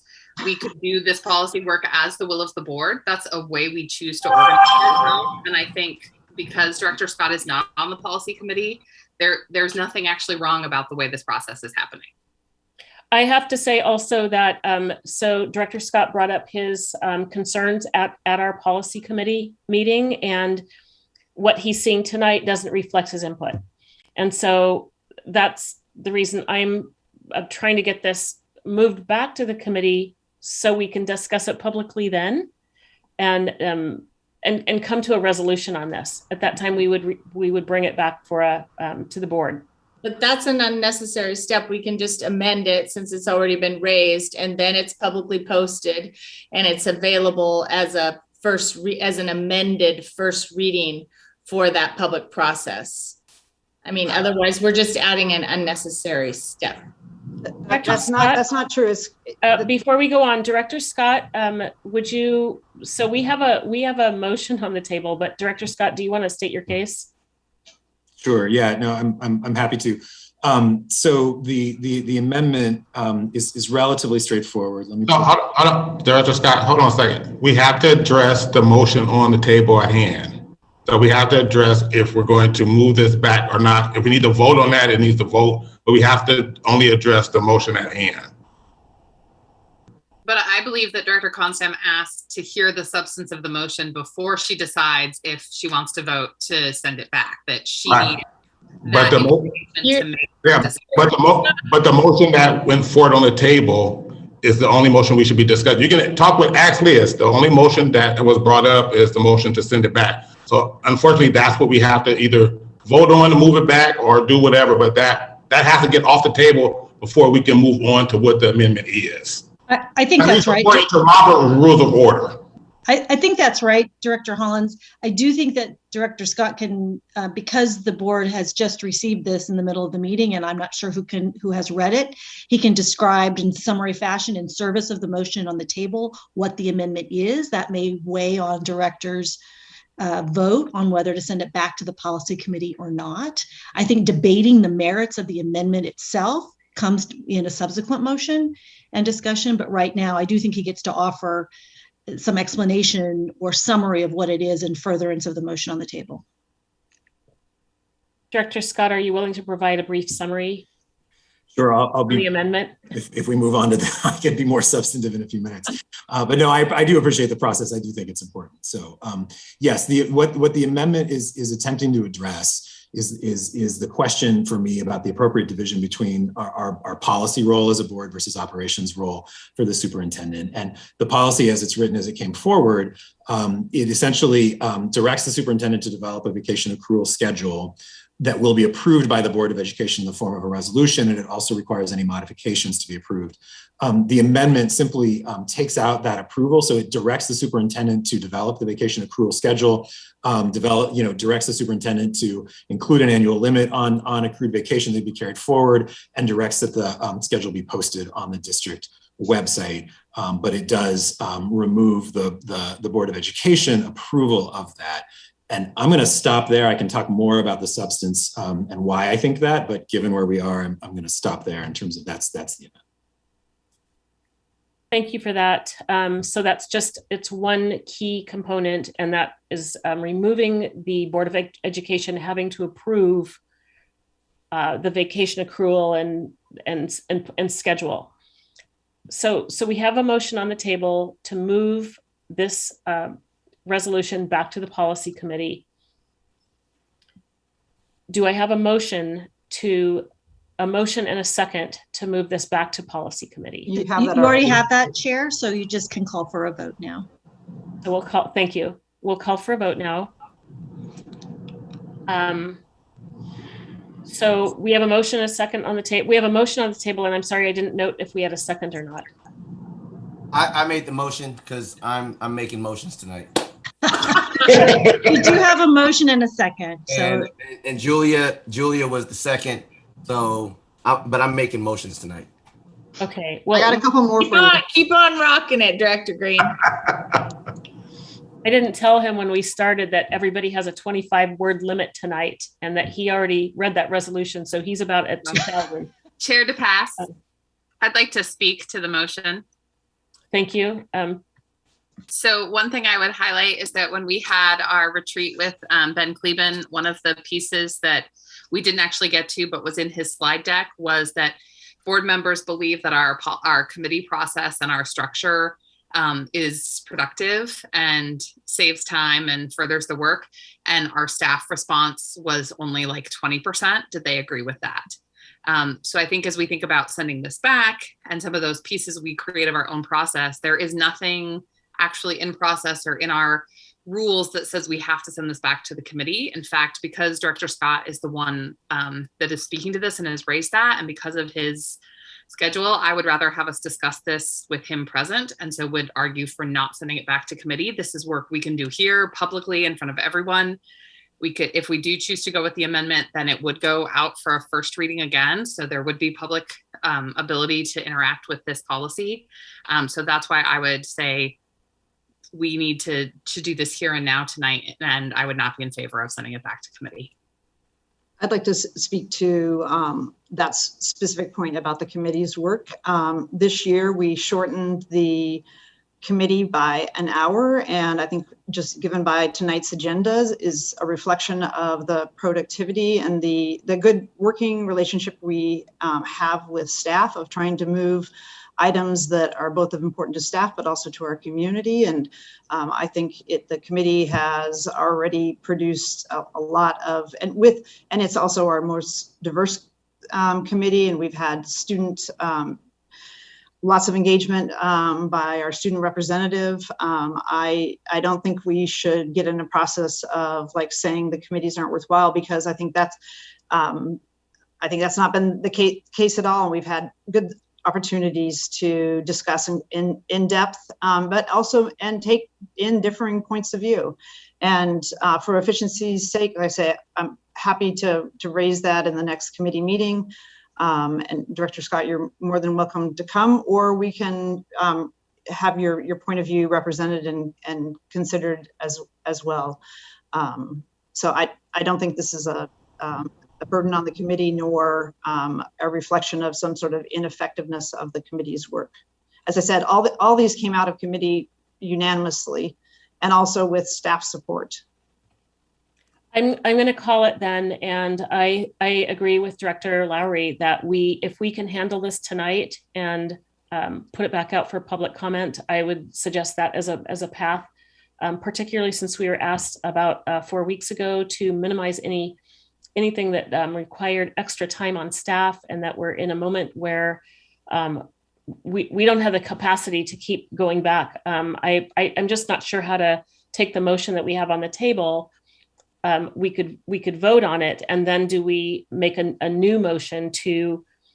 Yes, we need to vote on this. And sorry, go ahead, Liz. I think you are exactly right. Need to vote on this motion. If the motion carries, then we're done, and goes back for this policy, and it goes back to the policy committee. If it fails, then we can introduce the motion to approve the policy as first read. And within that, there'll be a motion to amend, I think is the sequence. Okay. Madam Chair. Yes. I just want to comment on the motion. Only reason why I would suggest to go back to the committee is, one, I haven't seen it yet, and I don't know what staff thoughts is about the amendment. That's the only reason why I would send it back at this time. Would you be comfortable if we get this motion on the table and we heard, I mean, we need to do the vote first, right? Are there any other comments before we put this to a vote? I think that's the best way for us to move our work. The only thing I'll say is honestly, I thought this was like a really straightforward amendment that would take 5 minutes for an up or down vote. I haven't, I made my comments last time. And so all I'll say is I am in interest of moving this forward quickly tonight, and either the board supports it or we don't. I'm surprised we've taken this long already to talk about it. I guess I'm going to vote not to refer back to committee, just so we can address it and move on. So. And I'm not supportive either. And I just want to make sure that Director Hollins understands that you would have an opportunity now to read the policy. It's pretty straightforward. Yeah, but I don't feel like we've had the chance to go through it with the students. I don't feel like we've had a chance to go through it with the staff. And I would have sent it back. Not that I'm opposed to it. But I still feel like it should have went back so that we can digest it, so that we can truly understand all the pieces that are into it, and then make a decision from there. And I do know that he said something, so I'm not saying that this isn't to say that he didn't say anything, but I didn't get from it, and maybe I doze off at times. So maybe I missed it. I didn't get the substance of what he was saying, and instead of this, do this. And I feel like there should have been in that committee, and I am on it. We should have had a lot more time to talk about it. So I would have voted to send it back so that we can talk about it. But I also understand his schedule, working at Metro, and my wife used to work for Metro, and they're slave drivers down there. And so I understand that, he probably doesn't have as much free time as us free reigning pastors do, who get to just walk around the city and, shake hands and kiss babies all day. We only work on Sundays, right? Yeah, that's all we can do. So, but I understand that too. But my vote would have been to send it back so that I can hear it, and maybe even either Zoom him in or have a lunch with him where he can tell me about it. And then I stand up on the table and say, this is what he wants until he gets it. I have no problem doing that either, because Andrew is my guy. And, we haven't had dinner together yet, but it's cool. We had, group meetings, but that's it. I'm gonna stop talking now. As a committee chair, I guess one thing I want to say is, Director Scott, I appreciate that you said something, and I would like to commit to all the board members that, as we approach to, and I started it today and then my computer broke and I didn't get through my calls, but to connect with all board members when we're getting ready for a second reading, so that if you do have, if you're not on the committee, I think the people on the committee, we have 4 people on the committee, but if you're not on the committee, that we have an opportunity to hear if you want to make some amendments so that we can get those posted and considered. So I, just going forward, a lesson learned for me, Director Scott, I appreciate that you did say something. I didn't hear it as an amendment. And so just going forward, that will be something I will do, because I do think it's important that, amendments, that especially the ones that are substantive, we get posted, and, the public has a right to see them, and everybody else, and we can get input so we don't have unintended consequences. So, I pledge to, going forward, if that's the case, that people want to amend them when we get to the second reading, that I'll give people the opportunity. And I guess everybody now is on notice that it would be great to, in our board packets, to have amendments so that everything's all posted. But I appreciate, Director Scott, your indicating that you weren't happy, that you weren't supportive of the general direction, and that I'll be explicit in asking next time if you or anybody else has amendments to policies. Thank you. And we still need to put it to a vote. And I appreciate everybody here willingness to fall forward and to learn in public, and your values and ideals are showing up, whether we're fully transparent. Also, in a perfect world, we would get everything a week in advance, and we're not living in a perfect world. So please have grace with everybody. Understand everybody has commitments and multiple other roles in the community and within their families. We're going to put this on the table for a vote to move Resolution 6403 back to the committee. All those in favor, please indicate by saying yes. Yes. Yes. I heard 2 yeses. I think all those opposed, say please indicate by saying no. No. No. No. No.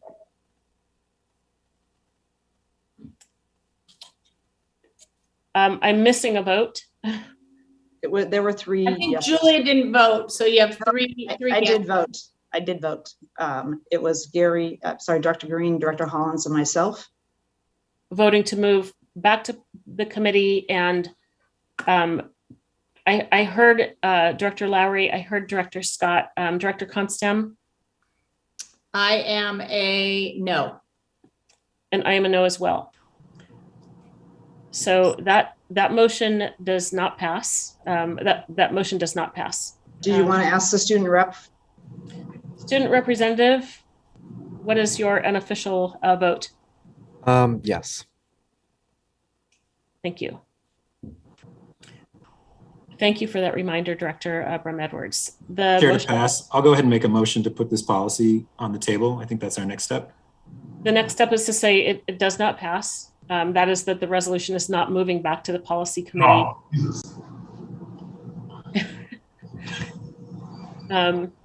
Saw somebody being a dad. Is there a motion to introduce the amendment? Actually, I think it's a motion. We have to get the policy on the table. So I'll make the motion to put the policy on the table. In the spirit of collegiality, I'll second that. Way to demonstrate teamwork. So we have a motion on the table to, I'm sorry, Director Scott, can you repeat your motion? It's a motion to adopt the policy 5.60.031. Resolution 6403. Thank you. That's easier. Resolution Yes. 6403. Okay. So, and we have a second. Is there any board discussion? So I would like to, as part of the discussion around this, to introduce an amendment. And I think I got to explain my amendment before I'm making a motion for amendment, but I think I got to explain it before a second. Is that right, Liz? Or I think we've had enough. If you want to get it on the table, I think we know where we're headed. So anyway, the amendment, just again to recap, it's really focused around it strikes board approval of the vacation accrual schedule and board approval of any modifications to that schedule. And just to give a little bit more background as to why, one of the things that we talk a lot about is the appropriate role between setting policy and operations. And in my mind, the policy here is really clear. And I think actually what's written here is really good. We are directing the superintendent to develop a vacation accrual schedule that's applicable to non-represented employees. We're directing the superintendent to include an annual limit on the amount of vacation that be carried forward. And we're directing the district and superintendent to publish that schedule on the district website. And in my mind, that's the appropriate policy level that we should be engaging in. What troubles me about board approval of the vacation schedule is that it means that any changes to that schedule will also need to be approved by the board. And it's very clear that modifications. That to me gets into very much an operational issue. And what I'm mostly concerned about, or frankly, I'll say really bluntly, I'm not sure that the board has the appropriate knowledge of HR policy to decide what is an appropriate level of vacation accrual or not. For instance, whether we offer our 5-year employees 3 years or our 10-year employees, 3 weeks, or 10-year employees 4 weeks, 20-year employees 5 weeks, whatever that is. That to me, those are the types of decisions that the superintendent, in consultation with his HR director, in consultation and looking at other districts in Oregon and around the country, need to be able to look at. I'm going to give an example. At Metro, we have a vacation schedule. It is approved by the chief operating officer, not by our Metro council. Coming out of the pandemic, we had a number of employees who did not take very much vacation at all. This is, endemic. I mean, throughout the whole country, people experience this in all different sectors. And as a result, we had people who were pushing up against that accrual schedule and going to lose huge amounts of vacation because they weren't able to take it. We made an operational decision to increase those caps as well as increase the overall, some of the accruals as well, in combination with some other pay changes we were making. And I think that's the appropriate level from an operational perspective that people who run governments or school districts should be able to make. What I worry about is any of these decisions coming back to the board, they seem to me that they'll be inherently political. Because when I think about what will a board add in terms of value to that decision, well, it's going to be a question of, well, do we think that employees should get 5 weeks, or should they get 4 weeks or 3 weeks? And again, I'm going to go back to what I said, and I don't mean to, to criticize any of my fellow board members. I love you all and I have great respect for you, but I'm not sure any of us are HR experts. And I'm not sure any of us sort of have the ability to look out there in the market and say, right now we need to make some changes, or look internally to our own employees and say, we need to make some changes in order to do that. When it comes to overall accountability, because I did hear this comment when I talked about my potential changes at the first reading. And I think there were some responses around the fact that, well, how do we keep, how do we sort of maintain the accountability? I think that comes back to, the superintendent is accountable to us. And I think that for me is the check. If all of a sudden the superintendent, and again, it would be very public, very transparent because it would be posted on the website, increased vacation to 8 weeks or 10 weeks or 12 weeks, it would be our job as a board to then start asking more questions and to potentially, start talking about, well, wait, why are you doing this? And that would show up in our evaluation of the superintendent. That's what I feel like is the appropriate board role. And with that, again, I made some of these comments at the first reading. I haven't talked to anyone since. If the board agrees with me, I would love to see y'all adopt this amendment. And if you don't, then I think we shouldn't, and we can move on. But I actually think we shouldn't spend a whole lot more time talking about this. And I do appreciate Director Lowry's point that, if you do adopt the amendment, it goes back to first reading. There's time for additional public comment, engagement with students, et cetera, over the next 21 days. And then at the next board meeting, when we bring it back for a second reading, someone else can make amendment and we can do this all over again. And I was reminded that this conversation is not necessarily student focused, and we spent an inordinate amount of time at this meeting on this one issue. I appreciate everybody's input and attention, and also just want to state this is also, I feel, clearly in an organizational bucket and not in a governance bucket, and that we've hired the superintendent, who is a professional, to do just this type of work with the people that he has hired and trusts to work, the professionals. I've never personally run a school district, so I can't speak to all the ins and outs. I do know that this is squarely out of my lane, the issue of vacation schedules. I have no expertise whatsoever in it. So Chair, to pass, I think before there's much more discussion and debate among the board, we should get a motion to amend on the table, which sits inside the motion that's already pending, and a second, and then board discussion. So I'll make the motion. Bring forward. Do I have a motion? From a process standpoint, this isn't even, is this posted? I mean, so is there ability to post it on our public sites so that the public can see what we're talking about? So the public can see what we're talking about because I've just raised it and talked about it. And I just well, I mean, just I'm not done talking. I want to be really clear that at any governance meeting, we can make amendments, and that's a completely appropriate and legitimate way to do it. So that is what I've brought forward today. I'm just asking that it be posted on our website along with the other board materials so that it's publicly posted as we do with everything else. We'll make sure that it's publicly posted, and we'll, this meeting is archived and will be available online. It'll also be the minutes will also be posted. Do I have a motion on the table to approve the amendment to the resolution? So moved. Second. Director Lowry moves, Director Constam seconds the amendment to resolution 6403. I'm not sure process-wise, do we need to move for board discussion on the amendment and then vote on the amendment? Do we have any board discussion, additional board discussion that has not already been exhausted on the amendment? Because I haven't exhausted anything. I'm just getting started. I don't know about you're on a word count. So I had a couple questions around it. One, the original rule that was in place, why was it put there? So why did we have the original rule? That's question number one.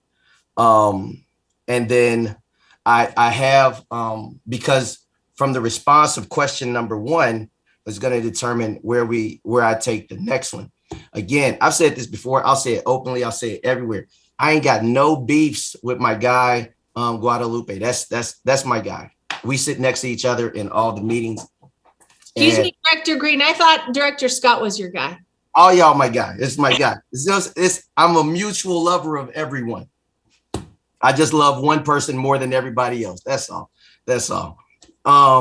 But should he decide to get my concern, and I felt like the reason that I wanted to know, like, there needs to be stop gaps is not to try to tell him what he can and shouldn't be doing, but so that there are margins wherewith we can know that he's going to stay within. The idea of simply saying, well, we're going to watch someone and then if they do something, then we'll be able to see it. And then we can ask questions around, why did you do that? Puts us in a position where we're consistently being reactive to situations versus being proactive.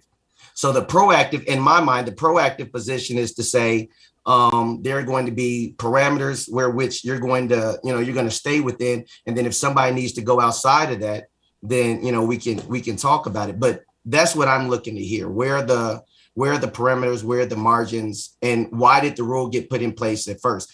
And I said it in the last board meeting, I'm gonna say it again. The reason that they don't make the Red Bull commercials that says Red Bulls will give you wings is because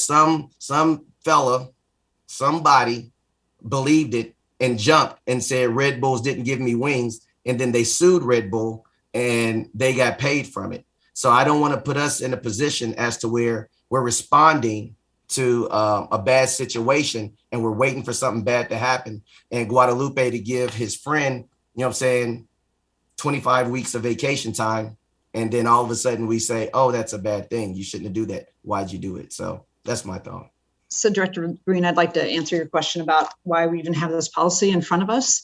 So there was a question when we were having a discussion about the superintendent's contract about mirroring in his contract what the vacation days were for non-represented employees. And when we looked at like, what is that? It turned out we have two policies that say two different things.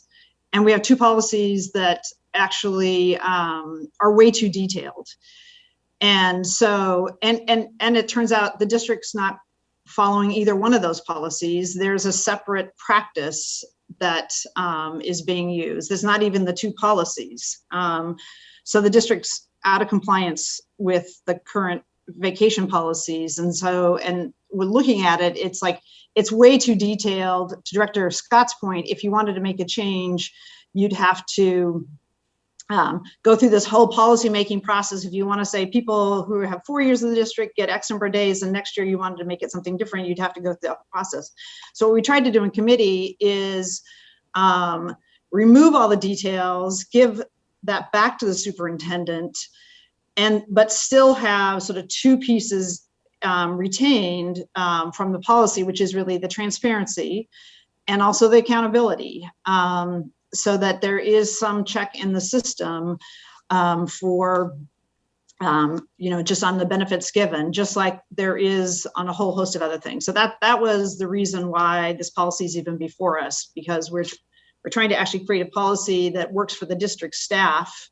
And again, not telling the superintendent, here's the number of days that we think is appropriate for, staff who have been here for 8 years or 15 years, but providing a flexibility, like a scaffolding, so there's flexibility in a framework, but ultimately there's accountability and transparency. So that's why we have this here. And then, like I said, in the next package of rescissions, we're actually rescinding one of the policies that was duplicative and conflicting. And then we're also eliminating the holiday piece, and then they merge this back together. Has the policy ever been abused?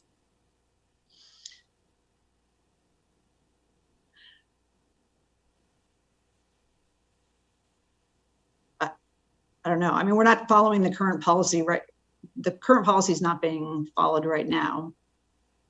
I mean, this is the thing about having it, voted on and posted, just like a number of other things, like for example, the contracts that we have with our other employee groups with all their fringe benefits, it's posted, we know what it is, the board votes on it.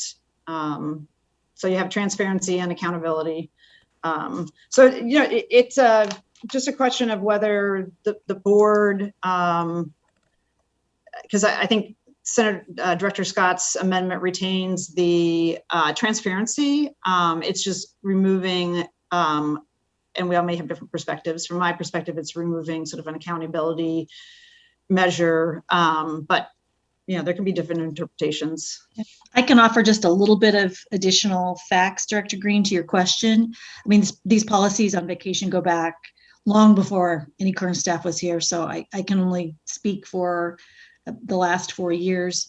In 2016 and 17, in that range, again, before this administration was here, the practices that are currently in place were adopted, and those have been posted. And Director Brim-Edwards is correct. They don't align with either of the policies. They're not too far off in terms of how much time you get. So I don't think that qualifies as abuse. It qualifies as adherence to the policy. I'm not aware in my 4 years here of any time that there's been an individual abuse of that policy or granting of it.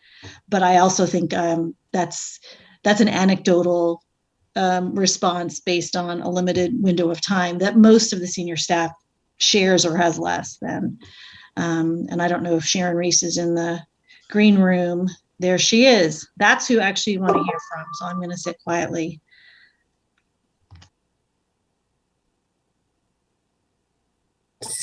Okay, there we go. I was struggling to unmute. So I'm playing a little bit of catch up, so I apologize for that.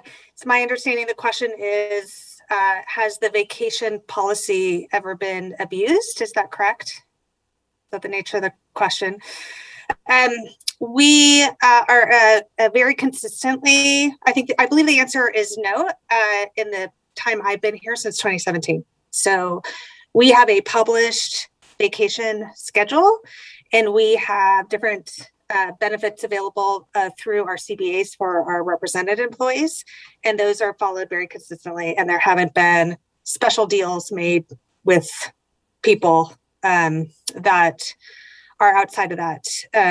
As a result of the pandemic, we did extend a period of time where people could use their vacation because they were unable to use their vacation. So we have made thoughtful exceptions that apply to an entire group of people with review by leadership, but we haven't done sweetheart deals or those sorts of things that you might see in what I would consider an abuse. So we are consistent with our published vacation schedule.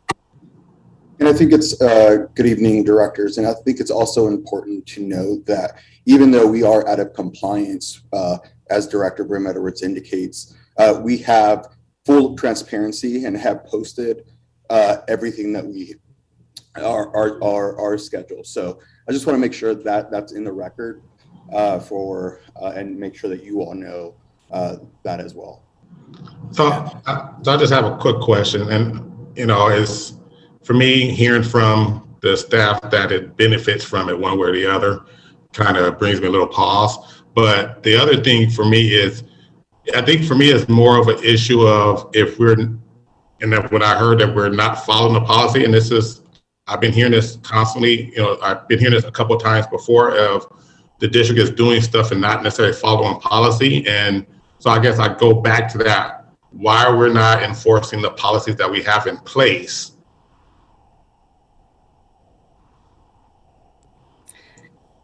I can share from my perspective that Human Resources conducted a review of the personnel policies and administrative directives because they are inconsistent, they're messy, some of them are very old and outdated, some of them have been have had, whether it's resolution or CBA language that has overcome a written policy or a written administrative directive. So they are messy for all of those reasons.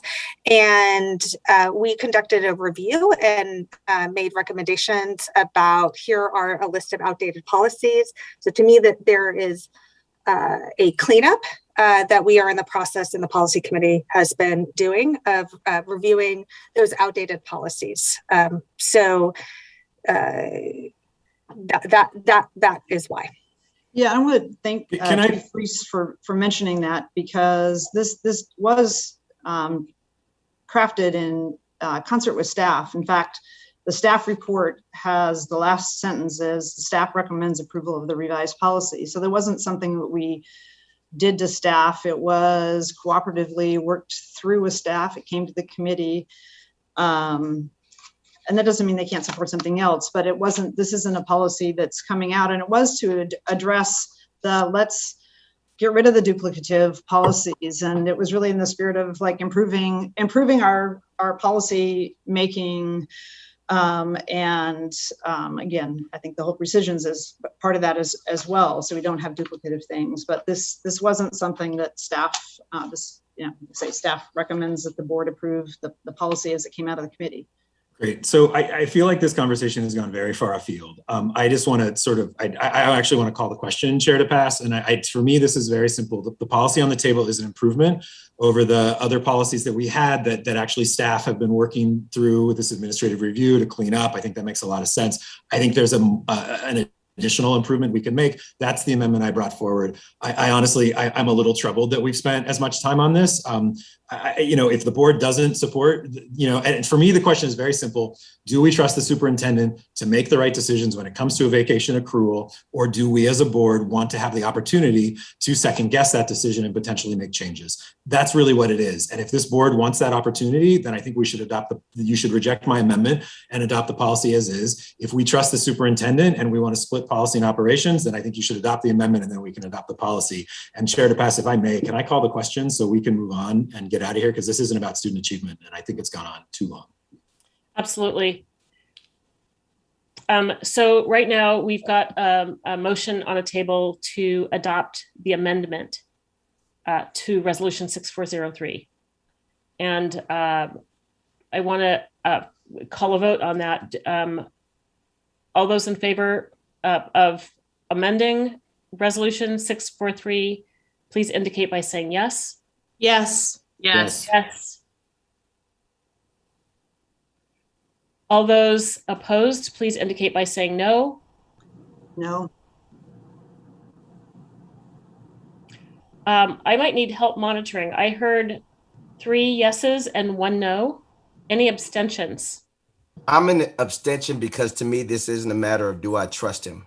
I don't have enough information. I don't feel comfortable.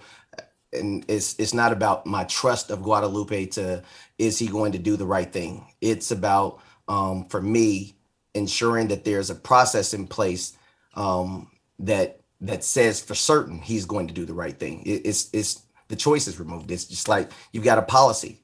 Policies guide the ship. So I just don't have enough. It's not about whether or not I trust him or don't trust him. I need more.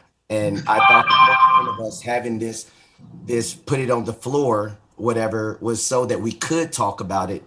And in my opinion, we knew once they said, we're gonna talk about it, that this was going to go on. That's why I was saying it needed to go back to the policy committee so that we could have that go on time without it seeming like it's running on. I mean, I feel like we knew that I knew it was going to happen. I knew it was going to be a long time. And so, I mean, it doesn't shock me, but I don't want anyone to feel like this is trust. So this is about, I need more. And I'm not just going to vote yes or no without understanding it more. And so I'm gonna pull a Director Andrew and abstain.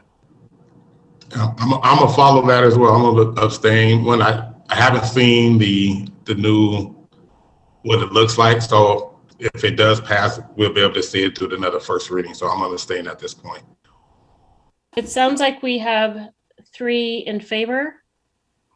I think it was 4 in favor, Director. 4 in favor, 1 no, and 2 abstentions. I'm sorry, I'm multitasking as usual. That's what we heard, yes. Is that what we heard? So the amendment passes 4 in favor of adopting that amendment. I believe we have one student representative. Thank you. Student Representative Weinberg, your unofficial vote is? I'm gonna vote no. And for me, it's not about like distrusting Guadalupe at all. It's about making sure that there are some amount of accountability for the school board to check that. And it's not about Guadalupe. It's about any prospective superintendent after Guadalupe, because this policy isn't going to change when, Superintendent Guerrero leaves. I mean, we're planning for this policy to stay. So like painting it as you're either in support of Superintendent Guerrero or not for this, I feel like it's kind of a misnomer for me. Thank you for your comments. Fair to pass. I've not wanted to chime in because I didn't want to extend the conversation any further than it needed to, which is probably why you didn't see a lot of staff input on this, because there's no need to make it a bigger issue than it is. But for those that are listening, so they're clear on what we're talking about here, just to put this in really simple terms, a non-represented staff accrues 14 hours a month generally in vacation time. That's 2 days. And so what we're talking about in this proposed 6-sentence policy with the amendment to remove one of them is that we'll transparently publish that non-represented staff who have always followed the rules and the standard process for a 12-month employee they'll have a certain amount of time by which we expect them to take some vacation. That's all we're talking about here. So you're directing the superintendent to develop a vacation accrual policy, to publish that, to make it transparent. I understand the need to develop policies that are timeless, but you're certainly trusting the superintendent with $750 million. How much time do we want to spend on this? Thank you for your input. The motion to approve the amendment passes 4-3 with 2 abstentions. And Chair, at that point, because it's a substantive, I think it's 4-1 with 2 abstentions. 4-1-1. 4-1-4-1-1-2. Yes, and the student representative has an unofficial vote, but your voice is loud and meaningful. I didn't mean to cut off that Director Brim Edwards or Chair DePass. Now that the amendment has passed and it is a substantive amendment, as we've been talking about this evening, this goes back to a first reading. So there isn't a need to vote on 6403 as amended at this time, because there's a 21-day public comment period required for a substantive amendment, unless the board determines that it is not a substantive amendment. But I don't think that's, I don't advise you on that.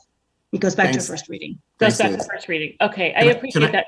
Yes, please go ahead, Director Scott. No, I was going to make a motion to introduce the resolution 6404, which I think is next on our It's list. next and last. Actually, we have the rescissions, don't we? Or is that what you're moving? We're moving the rescissions. Yep. Okay. Well, this is something that Director Scott and I are in violent agreement about. So at the last committee meeting, we had policy committee meeting through discussions with staff. We have a list of more policies that we're going to rescind. We're recommending to the board for that have been recommended to the board for rescissions, and so tonight's vote, and we're going to vote on them as a package. There are 7 policies that we're going to rescind. They were out for public comment for 21 days. There was we raised it in the policy committee. There was no public comment. There was no comment by committee members on any of these rescissions. I'm not going to go through them again. They range from the concept of administration to visitors to buildings to certification. And the committee recommended, was unanimous in its recommendation, also with the student rep in support, and staff supports it as well. So in seconding Director Scott's motion, I hope this is a quick agenda item. And it sounds like we have a motion and a second to adopt resolution 6404, the resolution to rescind board policies 2.10.020P, concept of administration, 3.10.020P, additional building administration personnel, 3.30.050P, visitors to schools, 5.20.020P, certification, 5.30.010P, substitute teachers, 5.70.052P, work year, vacations, and 5.50.064P, religious holidays and teachers. I already have a motion from Director Scott and a second from Director Brim Edwards to adopt resolution 6404. Is there any board discussion? Ms. Bradshaw, is there any public comment?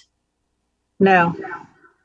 Seeing that there is none, the board will now vote on resolution 6404, resolution to rescind board policies.